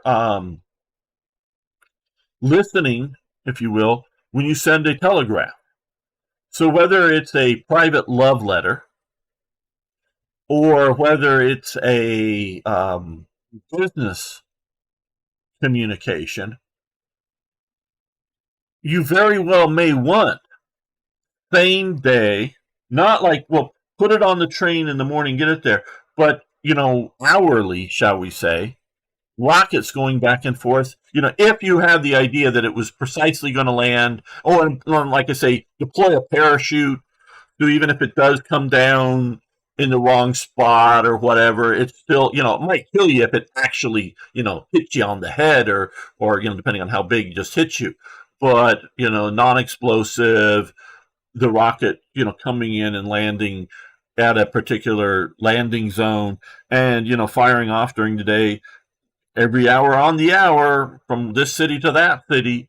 And so if you're trying to do like you don't want everybody to spread the word about business acquisitions or whatever, you can see how it could sound. Not that I actually think it would have ever been reasonable. You can see how somebody who's thinking about this, oh, well, maybe we could do this. Maybe this makes sense. And then the government going, well, yeah, we could also put explosives in it. So paying for the development. So as an experimental, and it's not going to work, obviously, with pre-gyroscopes, some sort of even, analog computer, so, in the 1920s or 30s, it's not going to work. But it's definitely something to dream about and try. And let's see what von Schweinhound says. Sure, the problem is that Musk's in this world expects the rest of us to work as much as they do, be financial as much as they are, following an idea, although, in my opinion, serve humanity. Living mankind fares better by achieving happiness of people fulfilling these small dreams than adjusting to dreams of maniacs, however successful they are. Okay, well, I don't think Musk is a maniac. I mean, definitely Hitler and Stalin, yes. So what I would say about Musk, and from what little, again, I'm partially speaking from ignorance, but it seems like, and from everything I hear, people who really work at SpaceX really love working there. And I think, well, I know that Europe is in a very, very bad way in many ways.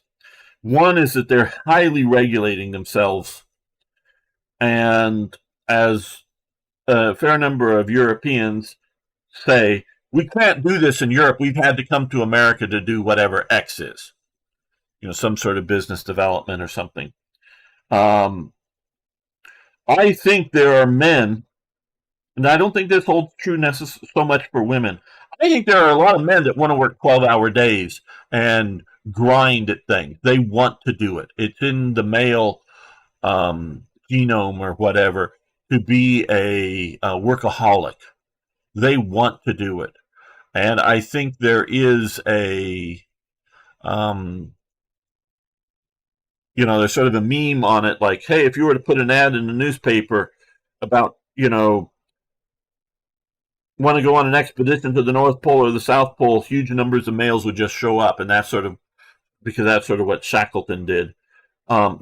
There's a lot of men that are frustrated that there's no new continent to explore or whatever, and all there is, if they want to go explore the Amazon jungle or something, is impediment, to go do that, and not help to go do that. I think there's a lot of men out there who don't want a good work-life balance. They don't want that. They want to dig in and go. I I think I think that's the case. Yeah. So yeah. Um, okay. Let's get back to playing. I hope you've all liked my chatter, understand a little bit better how I see the world. Okay, so let's continue to see what we can do about taking this out. Okay, that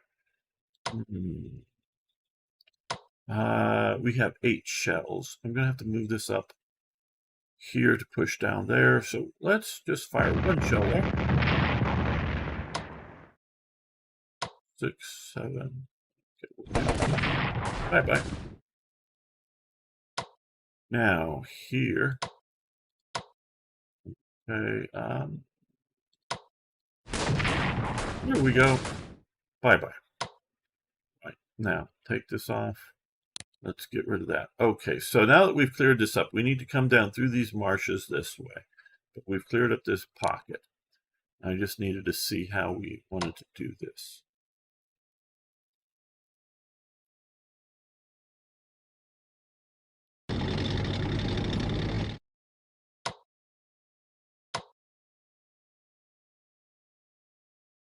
Let's look at supply. 4, 5.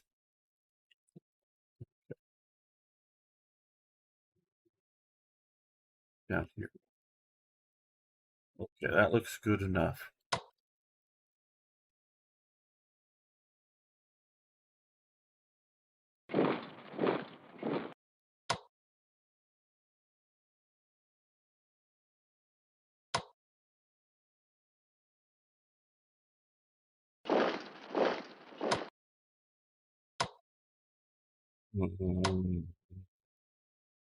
They're not dug in.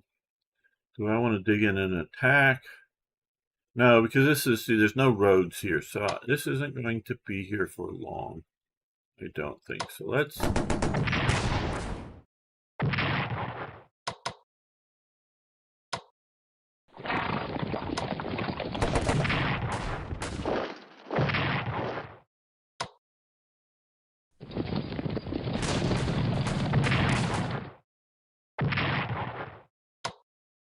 what I want to do here again is see supply.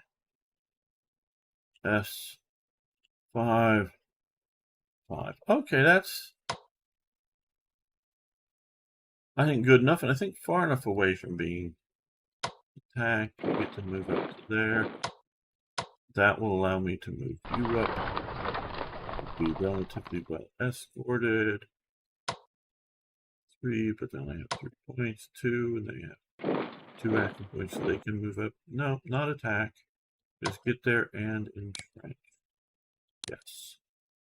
Now, here, that's 4, and that's all you could have. That's 3. Okay, well,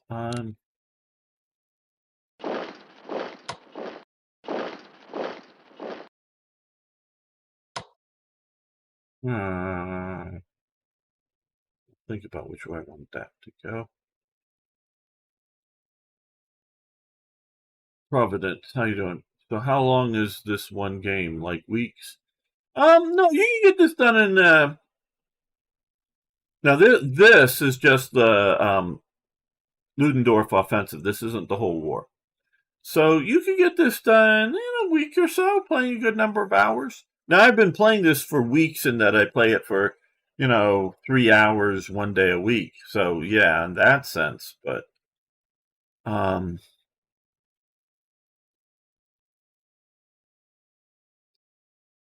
not necessarily that it's got to take a huge amount of time.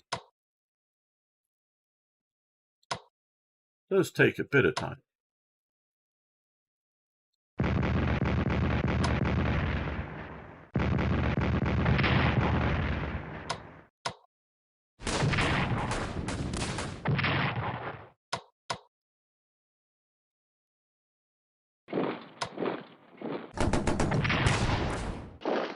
We didn't fully take it out, but at least we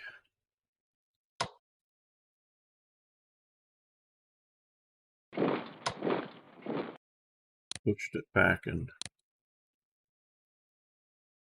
this. Very much.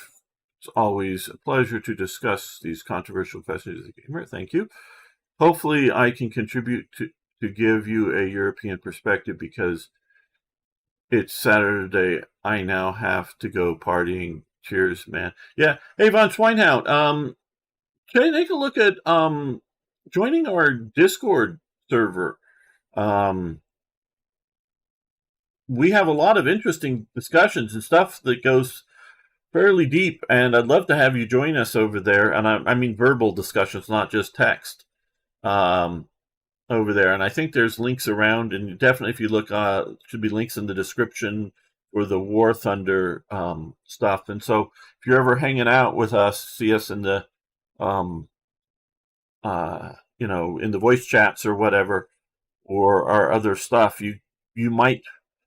We have people from various perspectives there. It is very much not the Church of Gamer or something, and that everybody agrees with me. I don't like to just discuss things with people that always agree with me. That's boring. So yeah, so it's all that kind of thing. Looks interesting. Got the aesthetics like a tabletop game from. Oh yes, it's very much a computerized version of a tabletop game. It is not trying to do a more modern graphics or whatever your term is. The standard base game, if you're not familiar with this, is Strategic Command World War One. Like in its name, is that you're playing World War One from the strategic command of the German High Command, the French. You're either playing the Entente or the Central Powers, one side or the other. And so you're playing, instead of these are divisions or detachments from divisions, you're playing corps and that type of scale. And the map is all, or the main theater of war for Europe and for World War One. So it's okay. Well, you're familiar with Hoi 4. Yeah, this is a every 2-day sort of turn based this sort of DLC version. But the big one is, I think it's every 2 weeks. It's turn based, so it's sort of a simplified Hoi 4 for World War One. Though they also have Strategic Command World War II, War in Europe, which will be the European theater, or Strategic Command World War II, World at War, which is global. But again, it's more simplified, tabletop board game style than Hoi 4. I played a lot of Hoi 4, a lot of Hoi 3, but I also like Strategic Command as well. So it's definitely a thing. If you're interested, check it out. I got videos on all of them on my channel if you want to see, including playing, the more grand strategy style instead of just this sort of strategy-based. So,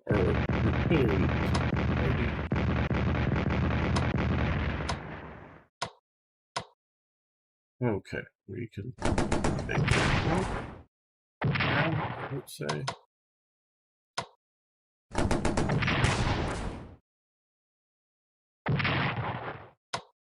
Okay. I'm going to leave that empty just because I don't. Well, maybe we'll see. Can you move into there? You got 3 action points. No, you can't move in and entrench. You're down to strength 1. So let's reinforce you to the max.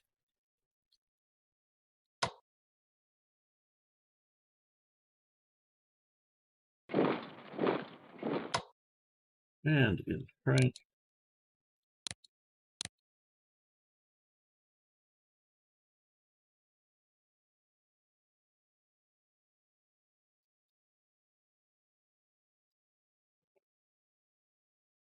Our goal, of course, is to take Paris, which is down here. And the Entente, the Allies, are collapsing. Okay, Let's fire 2 artillery shots at this. This is Portuguese, no Belgium.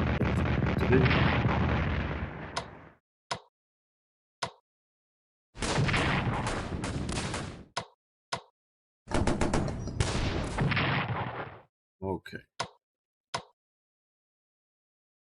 He has 4 action points. It's going to take 3 to get to here, so you can get to here and then entrench. Because entrenching really helps on the defensive. Now, with what's going on here, we're going to move up and entrench.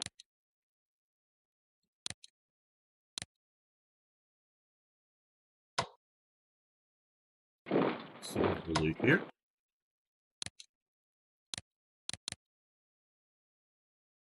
Yeah.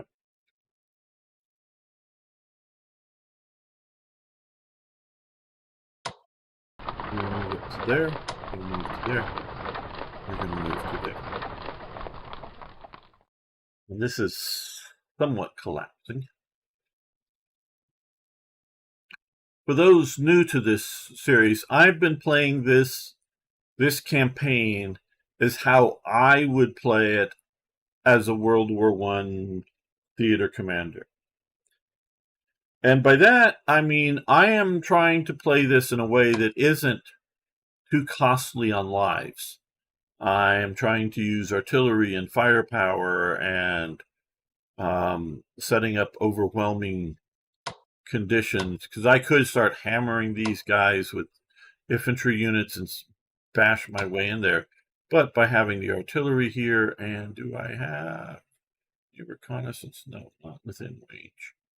Okay, let's see. We've got 4 shells. We're going to try all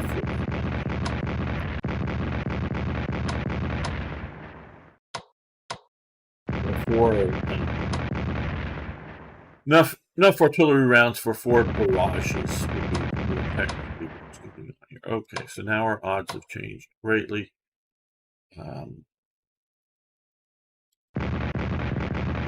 We get some defensive artillery.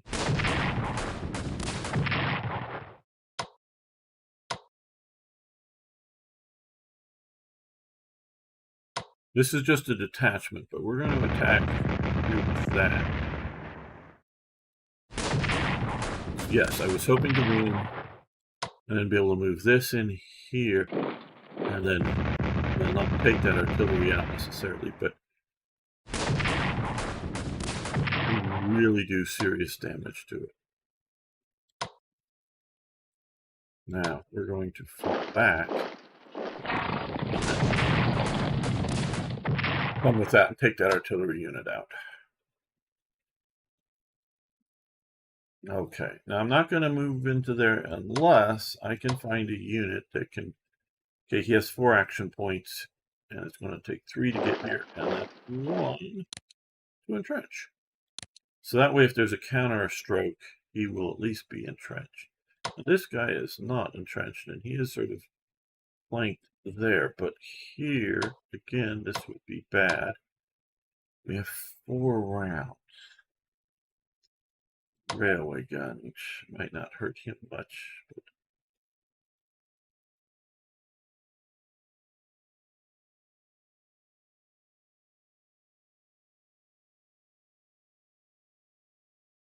yeah, we're going to fire all 4 rounds.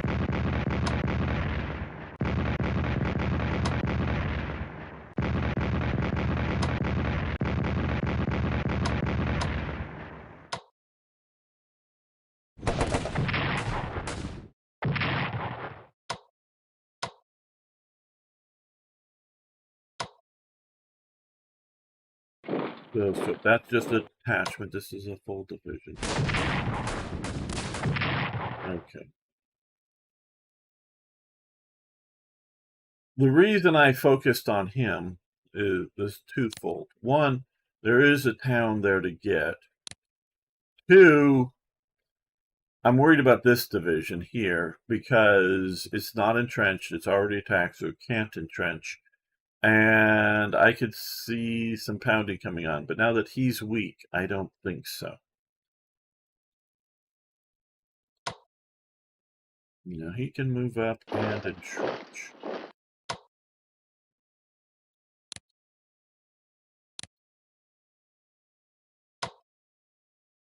move up and be ready to bombard next turn there if we decide to. Move up our HQ.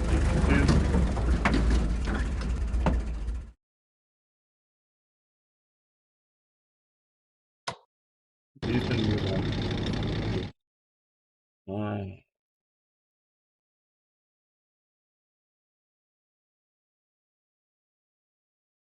Back down. This is come up and entrench.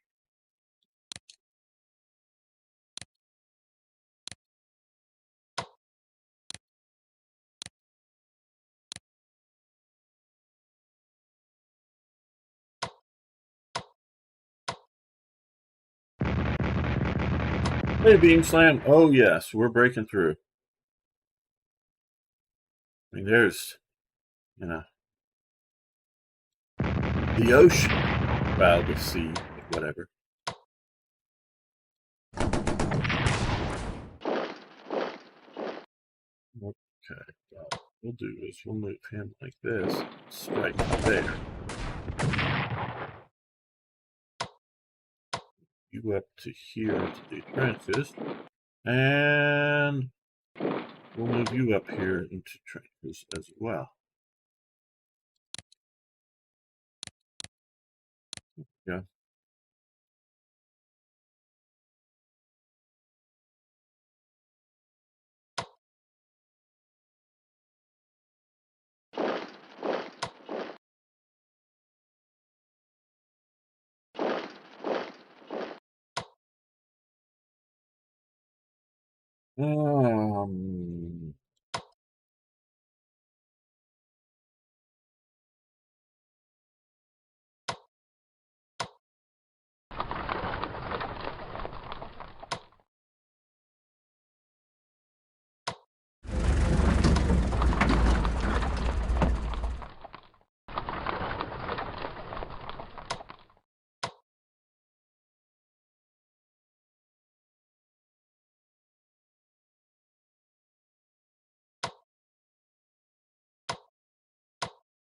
Not favorable attacks. So I'm not going to grind away the lives of my people.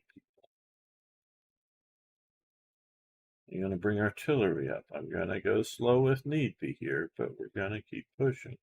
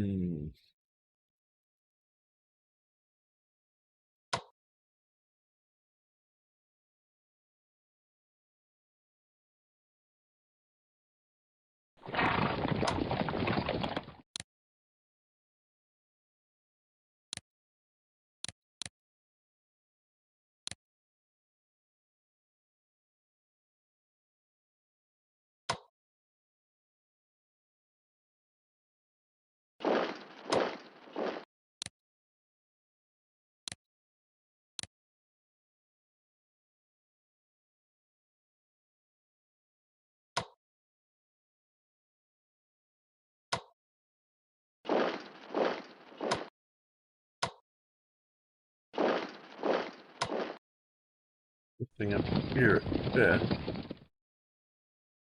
Because functionally, by cutting this road, we've cut all of this off. It isn't fully a pocket, maybe, but functionally it is. That's going to really hurt their supply. And then once their supplies drain out, because I don't believe there's a secondary supply. No, there are no secondary supply sources up in here. That's why this is able to continue to stay there, because there is a secondary supply source here at Epinal and Belfort. No, that's just an objective, not a secondary supply source. Secondary supply sources will allow them to hold out indefinitely. Not necessarily fully be able to resupply all losses or anything like that, but without a road rail link up in there, their supply is going to dwindle rapidly. And if I do fully close it, even more rapidly. Leave that one open.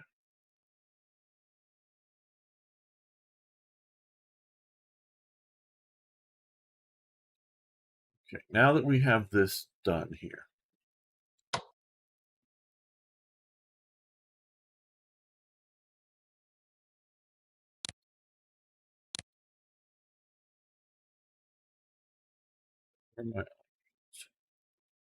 there, we haven't yet.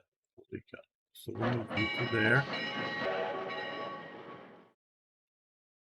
Okay, none of these guys are on the railway, so they can't move like I just did. He can. We'll see about what I will do with him. Right, okay.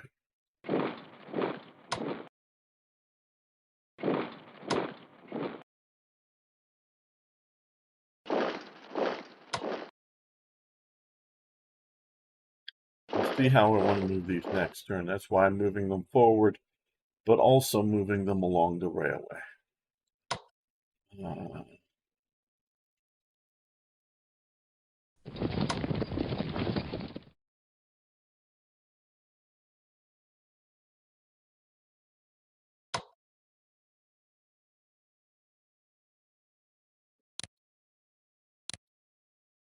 Thinking useful. Now, let's see about moving.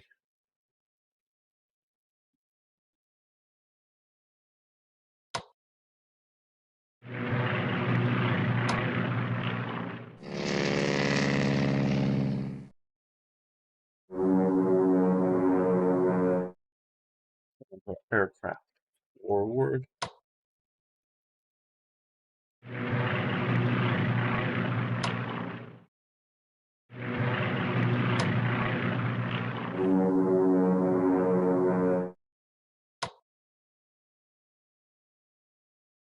I get too much attention from them.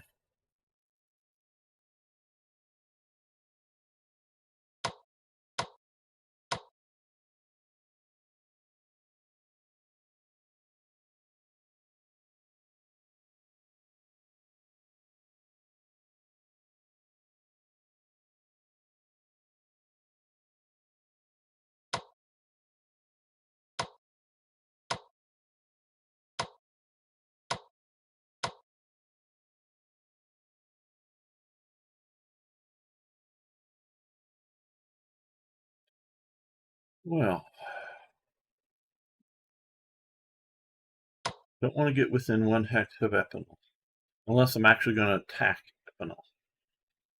And I don't plan on do so currently.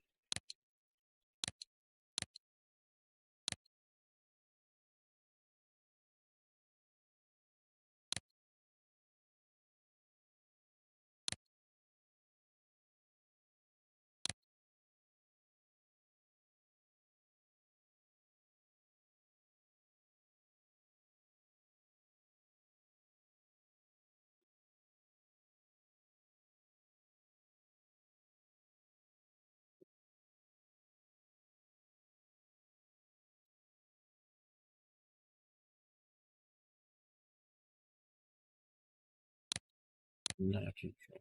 Let's see.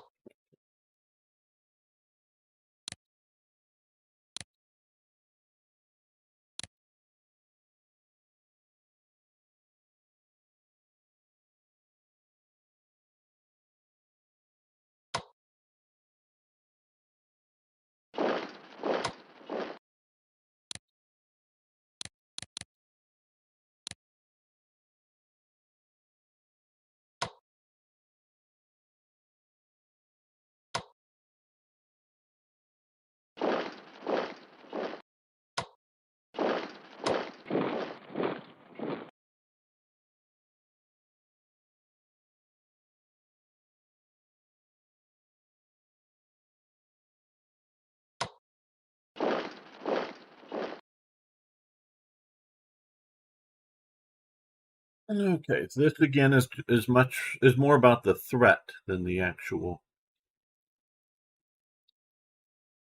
need to push. make the AI worried about that front.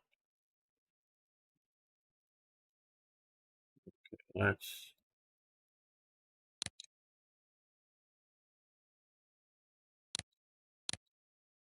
reinforce what we can.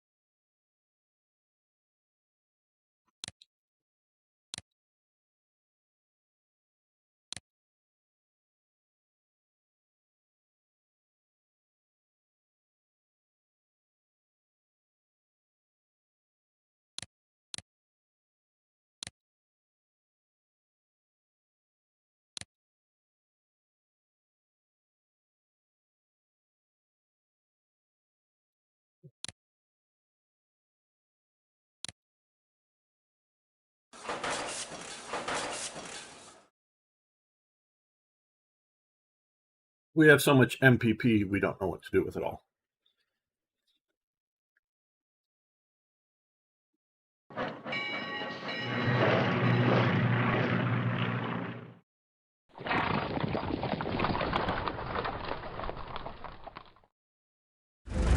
In reality, well, maybe by this point, but had the Allies, instead of trying to hold the entire front line, had they looked to, fall back to good defensive positions, it would have been a hard time to break through.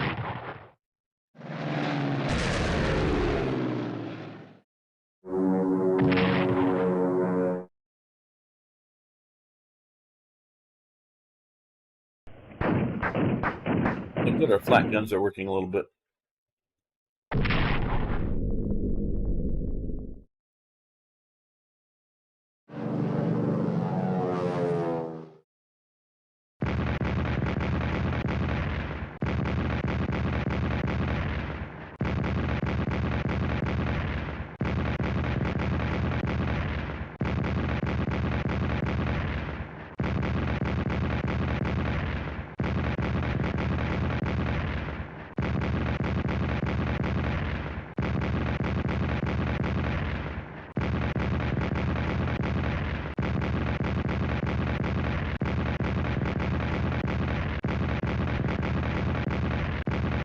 Hey, they don't like that. I get that. You don't like them. Mm-hmm.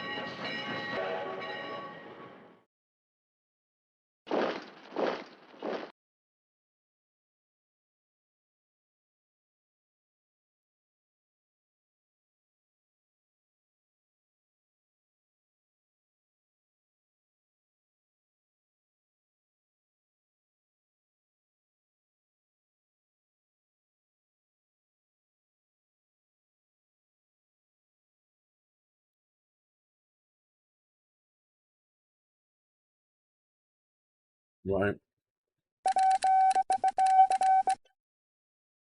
Okay.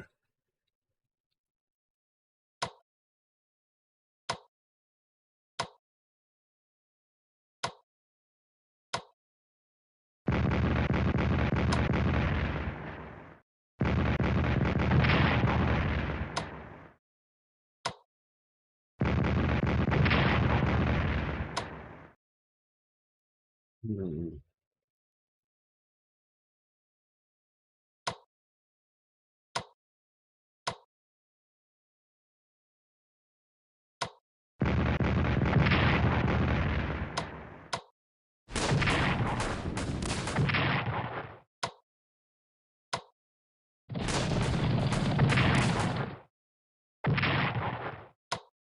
All right, good.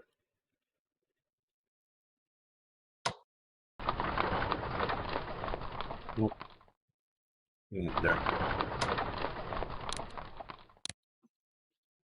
25. Okay, well.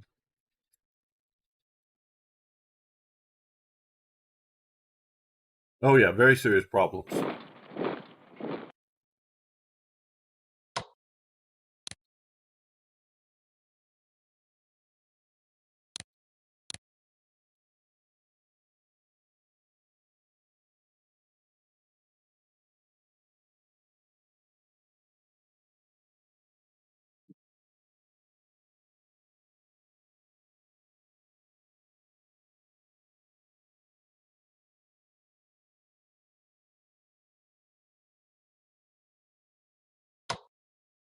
Yeah, no, we're not attacking the tanks.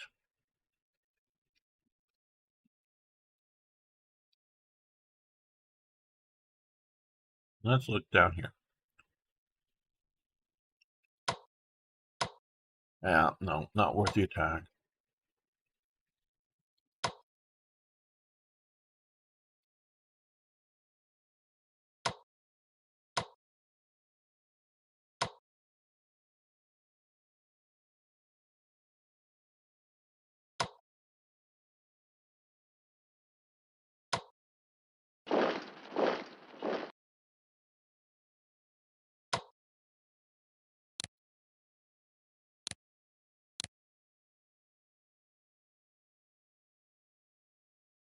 Right, so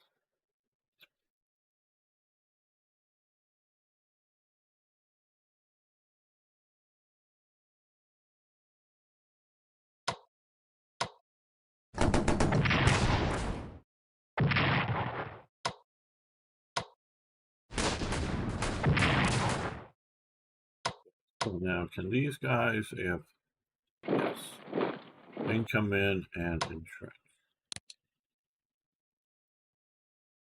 Yeah, that looks good.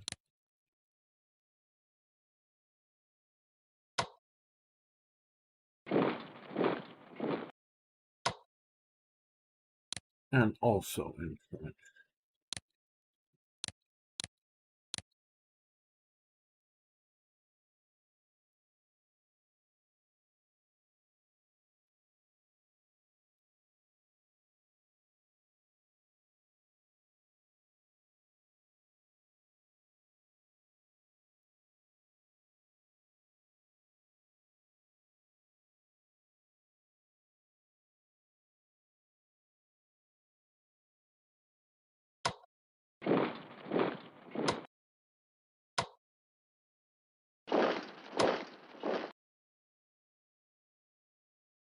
Okay, entrench. Right.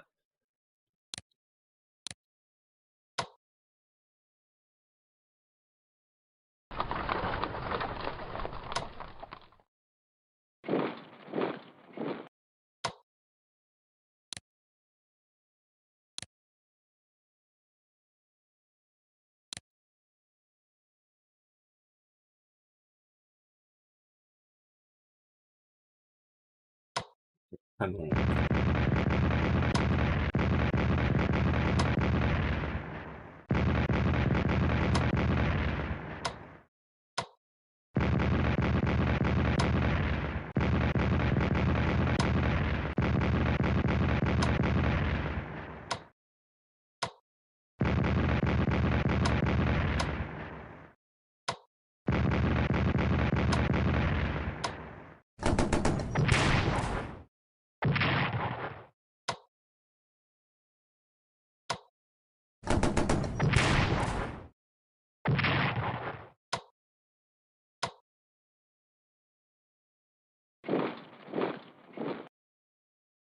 entrench.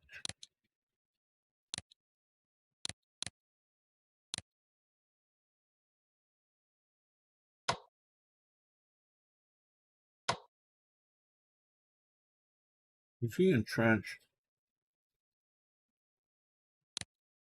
Yes, okay.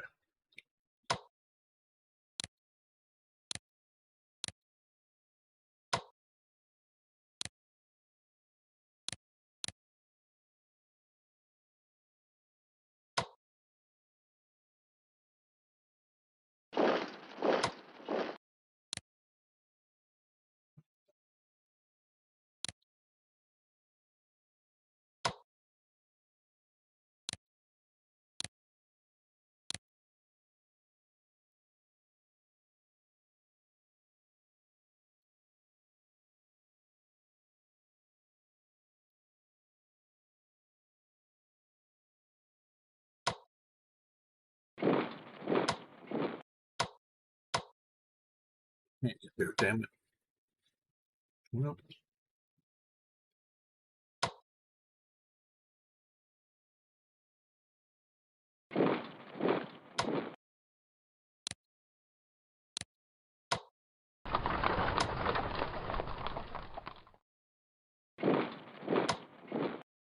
can't even move there either, damn.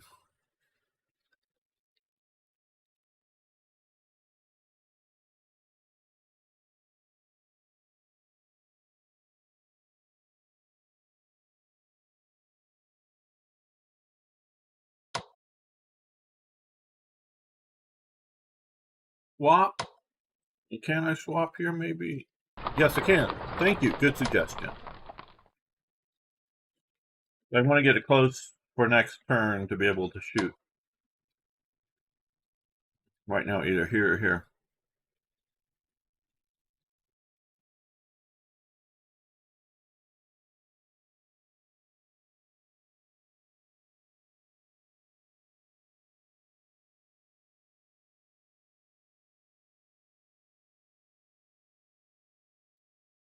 Right.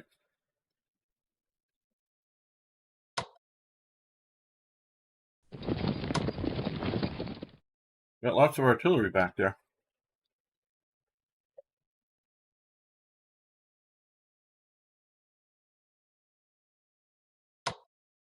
He shells. Is that enough?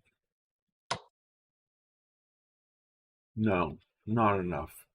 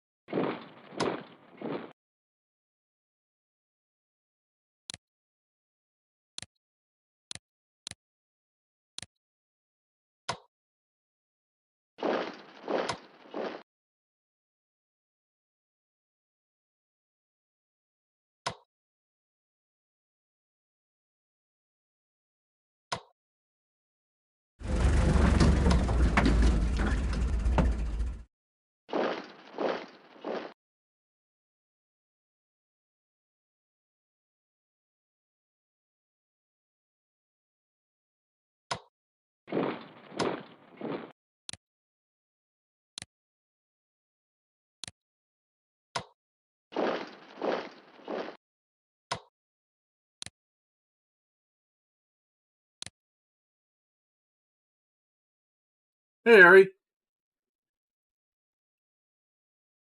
The offensive goes very well.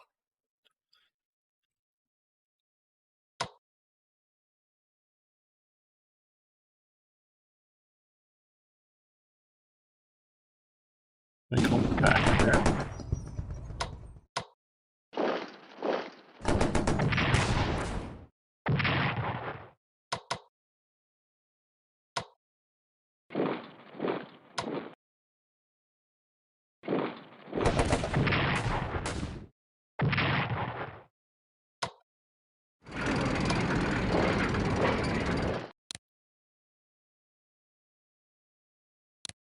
There we go. Like I say, very well.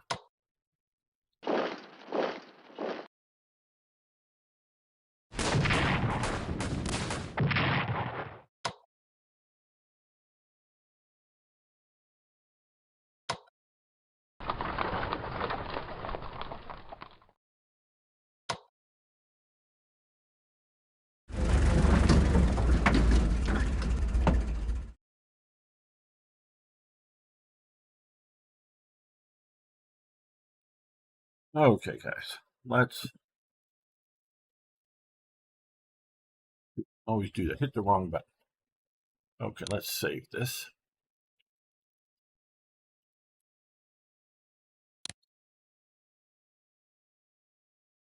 And I think we'll call it a day here. I want to thank everyone. It's been fun.